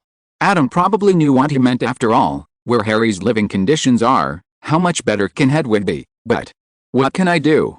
I can't go to Harry and say to him, "Hey Harry, my owl has fallen in love with your owl." Anyway, Hedwig will suffer from following you, so why not bring her to our home? Aries silently ran back to the cage. Adam spread his hands. How about you go try to find Hedwig and see if she is willing to elope with you? I can still afford to raise one more owl. Last night, Adam didn't know how to answer when Ms. Lee asked him how much he spent on school in a year and whether he wanted more from her. His biggest purchase this year was the investment in twins, but he made back a lot of money from just one Christmas dinner. Aries' head moved when he heard this, and he didn't want to pay attention to Adam this time. Adam really had no choice but to let Aries be quiet and look away. He still had to go to Nico Flamel's appointment. The transfer card in Clow's card can teleport to any place he has been, and Adam used this to arrive at Nico Flamel's house alone after knocking on the door. Nico Flamel walked over and opened the door after a long time. He was a little surprised when he saw Adam alone outside the door. "Has your grandma gone back?" "No, Mr. Flamel, I came alone." After thinking for a while, Adam still couldn't find a suitable name, so he had to call him this for now. When Adam spoke, he waved the wand of darkness in his hand.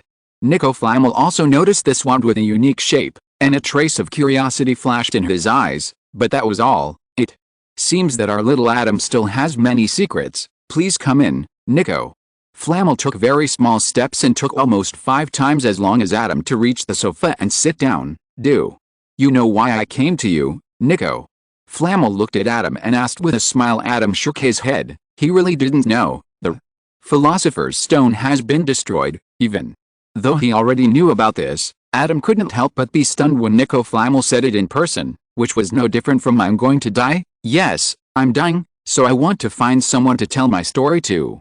But the people I know are all old people, and the story of an old man should not be attractive to another old man. But fortunately I met you, little Adam." Nicholas Flamel smiled. "Would you like to listen to my story?" "Of course." Nicholas Flamel told his own story. How could Adam not be interested? Under Adam's gaze, Nicholas Flamel slowly spoke. 665 years ago, Nicholas Flamel also told this story before he refined the Philosopher's Stone in detail, but Adam was not impatient.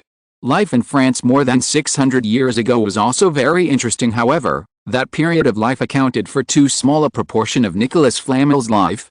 Nicholas Flamel soon talked about the Philosopher's Stone. "When I really refined the Philosopher's Stone, I couldn't believe it, but when I used the Philosopher's Stone to make the first piece of pure gold, the first elixir of life, I finally realized that I really achieved the highest achievement of alchemy." Then there is a story about the refining of the Philosopher's Stone.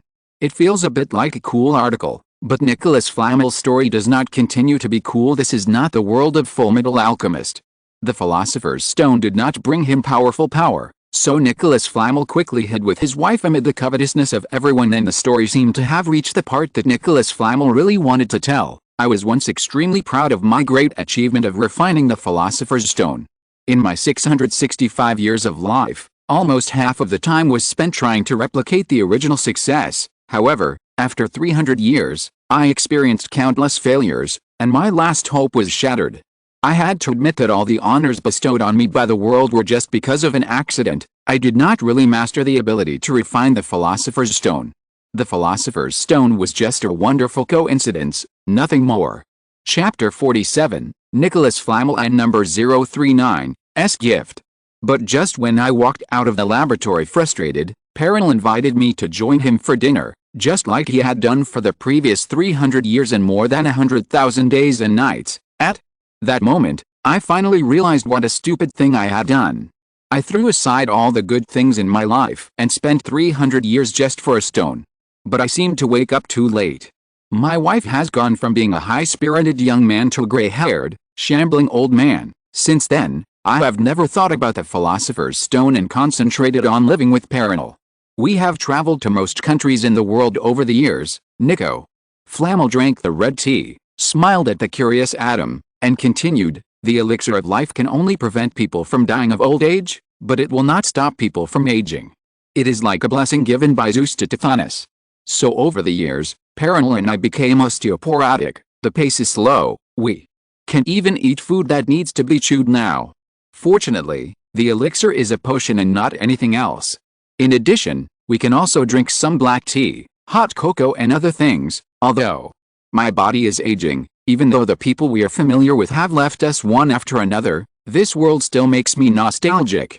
I have always imagined that I can live in this world forever with Perennial, but just a few years ago, Perennial told me she was tired. Speaking of this, Nico Flamel felt a little sad. After my questioning, she told me that her sense of taste had long since disappeared, and the black tea didn't even taste like water to her.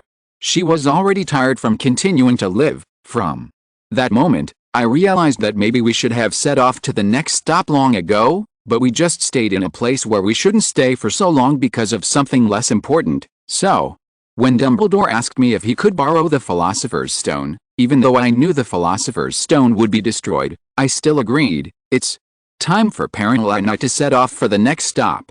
Life that has been silent for hundreds of years is finally going to usher in some unprecedented changes. The most gratifying thing is that Perennial will be with me. There is nothing more joyful than this in the world. Nico Flamel couldn't help laughing as he spoke, and it was obvious that he was indeed happy from the bottom of his heart. Adam could probably understand what Nico Flamel meant.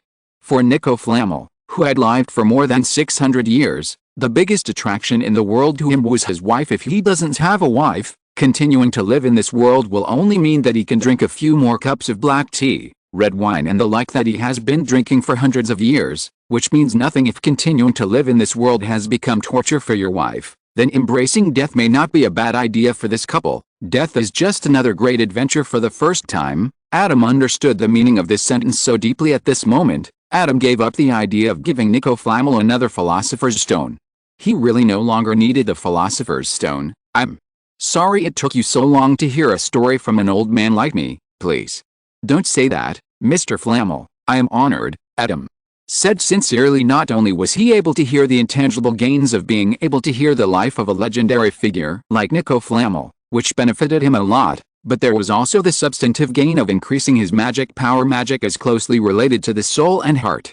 The legendary story of Nico Flamel's life, including his understanding of death, has helped Adam even more than the knowledge Adam has learned this year. It's nice to hear you say that, Nico. Flamel could see that the relative in front of him, who had a very thin blood relationship with him, had not deceived him, and he smiled happily. As a reward for fulfilling my last wish, I would like to give you some gifts. Gift? Actually, it can also be understood as inheritance.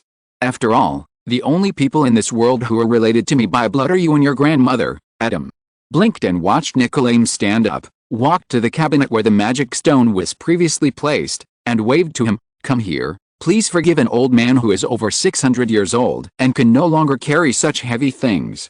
Oh my God, how old was I when I put them here? I was really energetic at that time. Adam quickly ran to Nico Flamel's side. The gifts I want to give you are all in this cabinet. Nicolaim patted the cabinet next to him, and then pointed to the books on the top shelf of the cabinet. The first was the book that changed my life. As soon as these words were spoken, Adam already knew what this book was. And sure enough, Nico Flamel followed up, the Book of Abraham, the Jew. Although the refining of the Philosopher's Stone has proven to be just an accident, this book is still meaningful to me.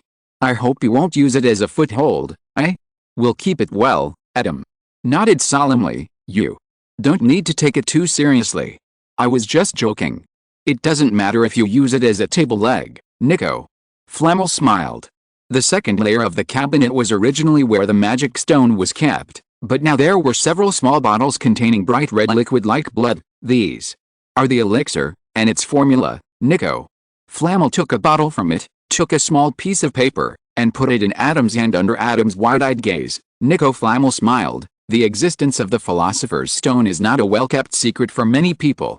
Although your connection with the Philosopher's Stone is very weak and Dumbledore may not be able to discover it, I have been with the Philosopher's Stone day and night for 600 years. For many years. Don't worry, you don't have to worry about me. An old man who doesn't have a few days to live, leaking your secret. This seems to be a symbol, child. A magic stone is destroyed, and another magic stone is born. A pair of old people give up the magic stone and embrace death. The magic stone reappears in the world in the hands of a child. At the same time, this seems to confirm my guess. The success of the Philosopher's Stone is really just a coincidence, but it doesn't seem to be that coincidental, does it?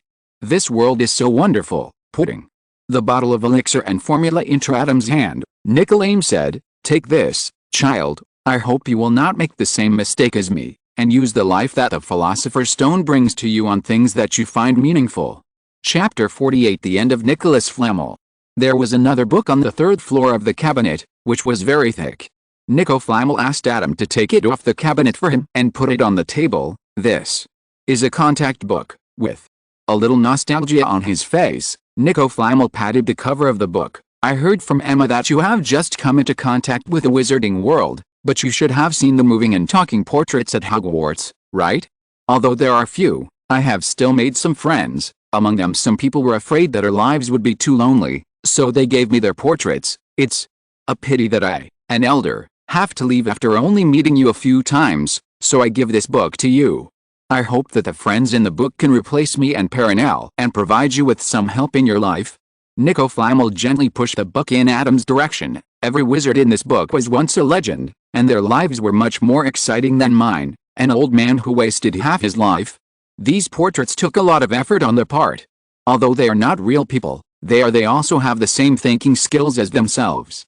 When you feel confused, maybe you can try to ask them for help. Don't be shy. I have told them this." Adam swallowed and touched the cover. "Are your and Madam's portraits also in this book?" "I'm sorry, kid, we didn't have time to make our own portrait. Then maybe I could have a picture of you." Nico Flamel was stunned and reached out to touch Adam's head. "Certainly." Then Nico Flamel seemed to suddenly remember something. "By the way, the owners of the last two portraits in this book have not passed away yet.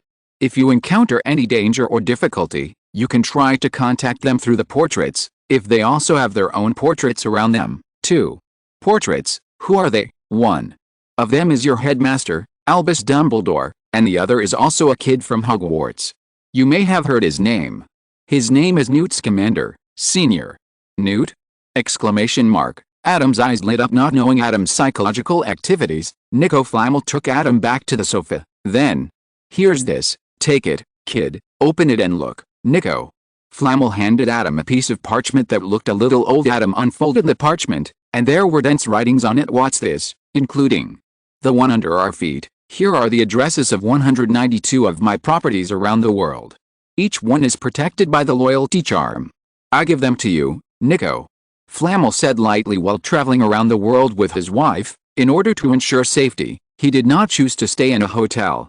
Instead, he directly bought a property in the local area wherever he went. Anyway, he was not short of money. Then Nico Flamel waved his hand on the parchment. A few scattered addresses were marked in red, and added, "These addresses marked in red are known to others besides me and Perenelle. No need for too many reminders. Just one sentence is enough." Adam nodded, re-rolled the parchment and put it away. Nico Flamel's last legacy was a key. "This is the key to Gringotts Vault 4. Nico Flamel took the key out of his pocket and placed it in Adam's hand. "There's nothing like gold galleons in there, but I don't think you need it." Nico Flamel smiled slightly at the new owner of the magic stone. "After opening the secret vault, you will see half a pile of papers in the secret vault.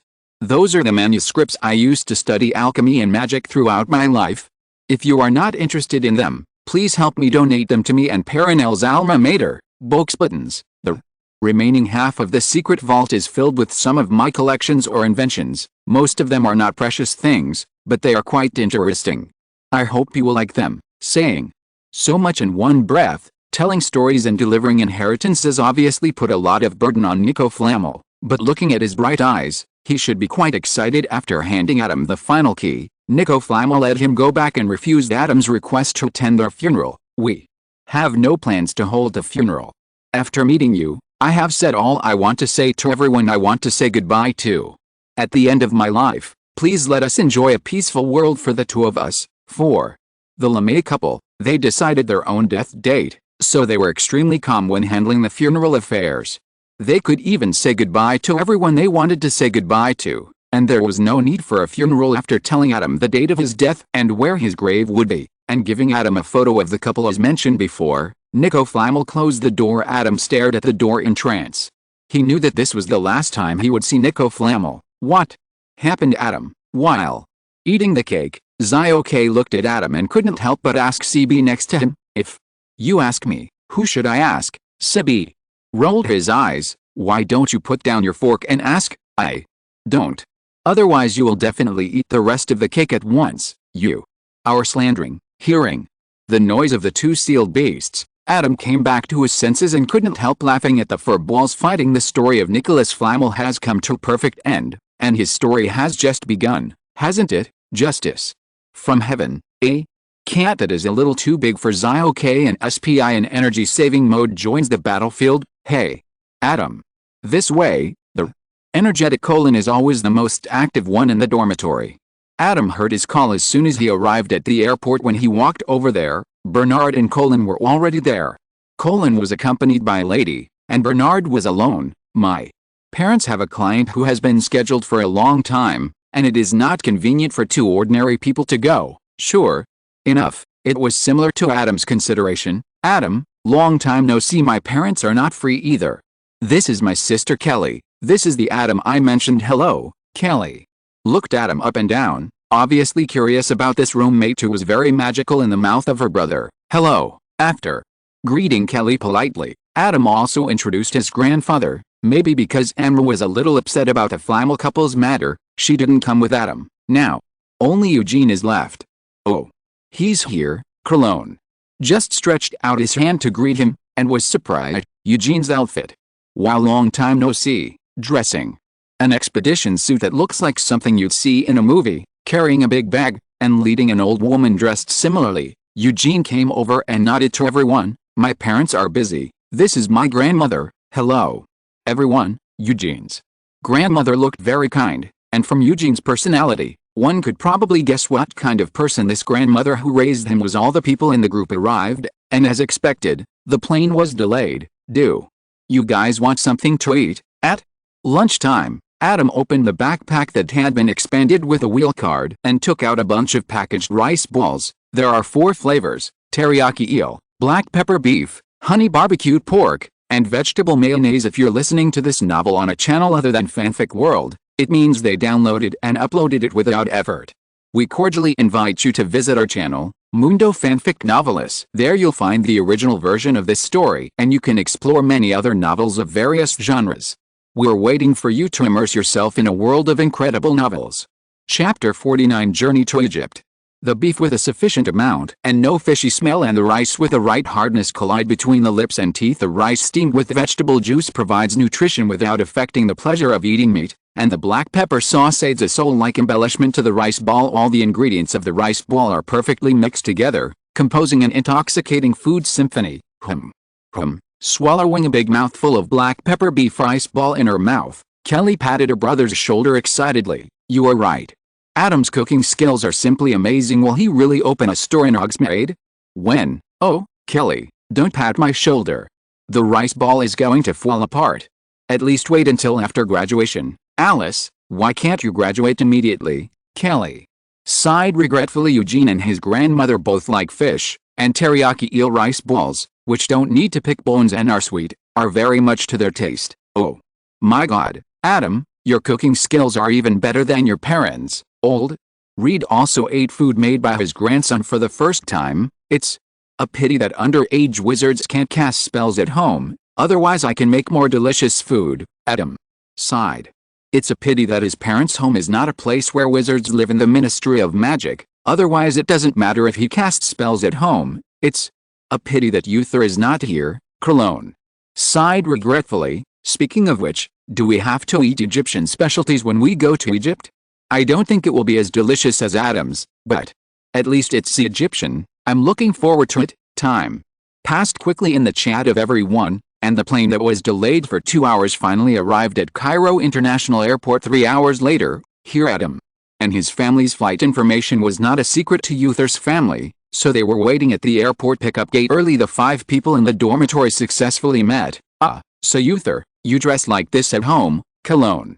Looked at Uther and sighed. What's wrong, Uther?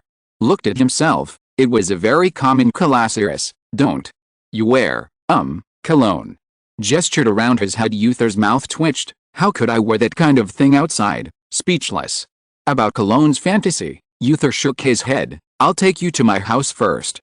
My parents are in the Ministry of Magic and won't be back until the evening. Okay. When he arrived at Uther's house, Cologne looked regretful again. I thought you would live in the pyramid. I didn't expect you would just live in a villa in the oasis. The pyramid is the tomb of the pharaoh. How could you live in it? Uther was speechless again and held his forehead. But pyramids are cool. Would you sleep in a coffin just because it's cool? Don't you have a mummy at home? No. Who would keep a corpse at home? I heard that mummies stuffed with spices shouldn't stink, right? Is the point whether it stinks or not? After an exhausting question and answer session, everyone finally came to the dining table. The dinner will be quite rich, so let's just eat some fruit first. Is this a cactus fruit? Adam picked out an unripe but memorable fruit from a variety of fruits on the table. Yes, you can eat it after you cut it open. Eat the inside. It's similar to pitaya. Uther cut one open with a knife at hand, picked out an object with small thorns, and handed it to Adam. But there are these octagonal thorns on the head. You have to pick them out before you can eat them. Adam took it and tasted it. His eyes lit up. Very sweet. Tastes great, although the taste is not as delicate as a pitaya, and the seeds inside are harder. It tastes unexpectedly sweet. Why is mine sour? Cologne put on a mask of pain. Oh, you have to pick this one too. It's impossible for every fruit to be sweet. Uther looked innocent. When he arranged everyone to sit down, he definitely didn't deliberately let Cologne sit in the direction where there were more sour fruits. Generally, it tastes sour and sweet, very delicious. After tasting the cactus fruit, everyone gave it a good review considering that there were several elderly people at the table. Uther arranged for the servants to squeeze some fruits that were not convenient to chew into juice, such as sugar cane, and some fruits that were not convenient to eat, such as pomegranates. In addition, there were various fruits such as dates and bananas, most of which were very sweet. The climate in Egypt is very suitable for growing fruits. Adam remembered that one of the properties left to him by Nicholas Flamel was located in Egypt. He might as well go and see if there was any land that could be planted. But think about it, it's probably not there, and even if there was, Adam wouldn't have the time to take care of it. Sure enough, fruits and other things are faster to change with yen cards, and it seems that there is no need to change non-sweet fruits. Although it was just some fruit, everyone ate a lot of it out of novelty. However, fruit is digested quickly, so it didn't delay dinner. Uther's parents arrived late after the sun went down. Sorry, the department suddenly had some urgent documents to deal with today. Uther's father looked apologetic. Sorry to have kept you waiting. Are you hungry? You don't have to wait for us to come back. It's okay. We ate a lot of fruit in the afternoon and we're not hungry. The speaker was old Reed. Uther's father nodded to him in a friendly manner. Dinner will start soon. Before that, I want to thank, Uther's mother was a beauty with Egyptian makeup. When she heard her husband habitually going to start the Ministry of Magic speech mode, she coughed twice. Oh. Several children and Uther are roommates and good friends. Then we are all a family. Let's not talk too much. Let's eat. After speaking official language for so many years, I'm not used to talking about homely things. Just as the dishes were being served, Uther's father hurriedly invited everyone to eat. Although it's not as delicious as yours, it's still very special. Uther and Adam's seats were close together, and he leaned close to Adam's ear and said, then I must try it carefully. Maybe you can also experience the delicious food from home in Hogwarts. Adam smiled and said. Uther's eyes lit up. If you need ingredients, I can ask my father to send them to the British Ministry of Magic through the International Magical Cooperation Department, and then send them to Hogwarts. As long as you are happy. Adam could only sigh that if you have money and power, you can really do whatever you want. It must be said that the special food of Egypt does taste good, although the style is a bit rough. For example, a barbecue that looks a bit like miba is made by mixing minced meat and vegetable spices together. It doesn't look good, but it tastes surprisingly good. There is also the grilled fish that must be mentioned. It is well handled, without any fishy smell of internal organs. It tastes great as long as you squeeze a little lemon juice. Adam and Eugene both enjoyed it very much. Chapter 50 Sphinx. Pyramid, mummy, looking at the two people who were clamoring to see the ancestral graves and corpses of their ancestors, Adam couldn't help but remain silent for a while. Well, since you want to see it so much, let's put the pyramid on day one. Adam looked at Uther in shock. I told you it doesn't matter. The pyramid that is now open to tourists is not fake. It's just that there is no real thing inside. Uther shrugged, just in time to take you to see the Sphinx, because they are smart enough and like to solve puzzles and riddles. The Sphinx's biggest employment direction, whether in Egypt or elsewhere, is to guard treasures and passages. In Egypt, it is naturally to guard pyramids and temples, so, no matter what the original travel plan Uther had arranged for everyone, at the strong request of Cologne and Bernard, they embarked on the road to the pyramids. The means of transportation to the pyramids is a small bus. It doesn't look big from the outside, but it has a seamless stretching spell inside. It can accommodate more than 10 or 20 people without being crowded. There are fruits, drinks and ice cubes next to the seats on the way. Uther looked at the two excited faces and reminded, although we are going to the pyramids, it is definitely not what you think. Those pyramids are not open to the public, but they have been dealt with by the Ministry of Magic. It is basically impossible for anything dangerous to happen. Of course, the premise is you can't act haphazardly, otherwise, Uther's parents would not be able to let Uther take them to play alone. I know. X2. Unlike the pyramids adjacent to Cairo, the car drove all the way to the depths of the desert, and it took several hours of travel before they reached their destination. Even with a Mughal expelling curse, there are things in these pyramids that made the ancient pharaohs build them deep in the desert, Uther said as he got out of the car. In the past few days, I will take you around Cairo and enjoy the Nile River. Then I will take you to Thebes. There are also many pharaohs' tombs in the Valley of the Kings there, which is much more interesting than here. Speaking of this, Uther couldn't help but smile. And my favorite, the pride of Egypt, Ramessim, I will show you what it really looks like. Rasu Tentiris, a sacrificial temple built during the reign of Ramses II, is second to none in Egyptian history in terms of scale and splendor. It's just that in the current perception of the Mughal world, it is only a ruin. After briefly mentioning the arrangements for the next few days, Uther led everyone to the closed door of the pyramid, stretched out his hand and touched the door from top to bottom. Rumble, amidst the sound of sand and gravel shaking, Uther led them to the other side of the pyramid. Who was that just now? Colin looked curiously at the door, which had no other movement. That door is a switch into the pyramid, but not an entrance into the pyramid. There was a bit of sarcasm in Uther's smile. Even if the door is opened in the correct way, anyone who enters through the door, except for the descendants of the pharaoh, will fall into the underworld and never come back. Don't tell others. Bernard came over and said, so, have you seen the underworld? No, an ancestor once entered that door out of curiosity. There was a dead end inside. The long corridor prohibited all magic. At the end was a wall made of a whole stone.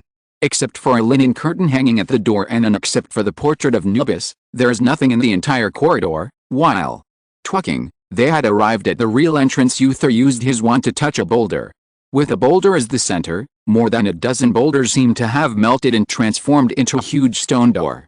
The paintings on the door were as bright as if they had just been painted yesterday. Please come in. With a gentle push, the stone door opened inwards, and what came into view was none other than a giant male sphinx. Please tell me, what is, master? The Sphinx originally thought that someone from the Ministry of Magic was coming to feed her, so she was about to tell the new riddle she had come up with during this period. Unexpectedly, she saw Uther, so she quickly swallowed the rest of the riddle and stood up. Step aside and get out of the way. This is a sphinx I raised. It's called Hairball. You can look at it as you like, but it's best not to do anything rude. As he spoke, Uther looked at the giant creature called Hairball. These are my friends, don't resist. Hairball. Eugene looked up at the sphinx and couldn't help but say the opponent lying on the ground is at least 3 meters high. The reason for Eugene's question was obvious. Uther sighed. Believe me, the hairball was really small when I was young. It has grown so big without even realizing it. It's hard for me to believe you said you grew to this size without knowing it. Fortunately, Eugene would complain about it. The roommates didn't think anything of it, but Eugene's grandma was happy.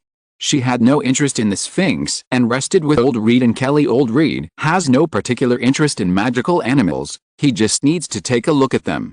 Kelly has seen the Sphinx, so naturally she has no interest in them. Adam walked over to the fur ball and reached out to touch it.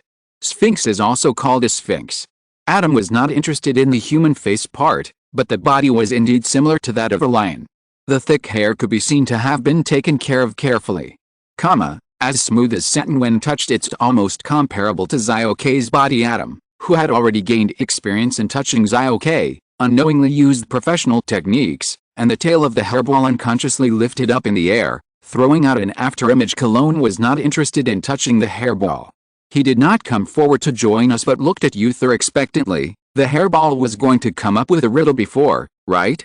Let's guess. Yes, of course you have to experience the Sphinx's riddle when you meet the Sphinx. Bernard, followed hairball, immediately became energetic when he heard this and looked at Uther expectantly. Well, you can, but if you answer the Sphinx's riddle incorrectly, the Sphinx will fall into a state of agitation and become more aggressive. Even if I raise the hairball, I can only guarantee that it will not attack. We won't be able to observe it so closely. Then take a guess. Adam let go of his hand and took a few steps back. He was more interested in the Sphinx's riddles. If he really wanted to pet something furry, he had other options. Seeing that everyone had unified their opinions, Mout One proudly raised his upper body. Tell me, what can fly but never walk, has a mouth but never speaks, has a head but never sheds tears, has a bed but never sleeps? Uther raised his eyebrows. Years of familiarity allowed him to quickly guess the riddle of hairball. He secretly breathed a sigh of relief. This at least ensured that hairball would not go into rage. Adam thought for a few seconds.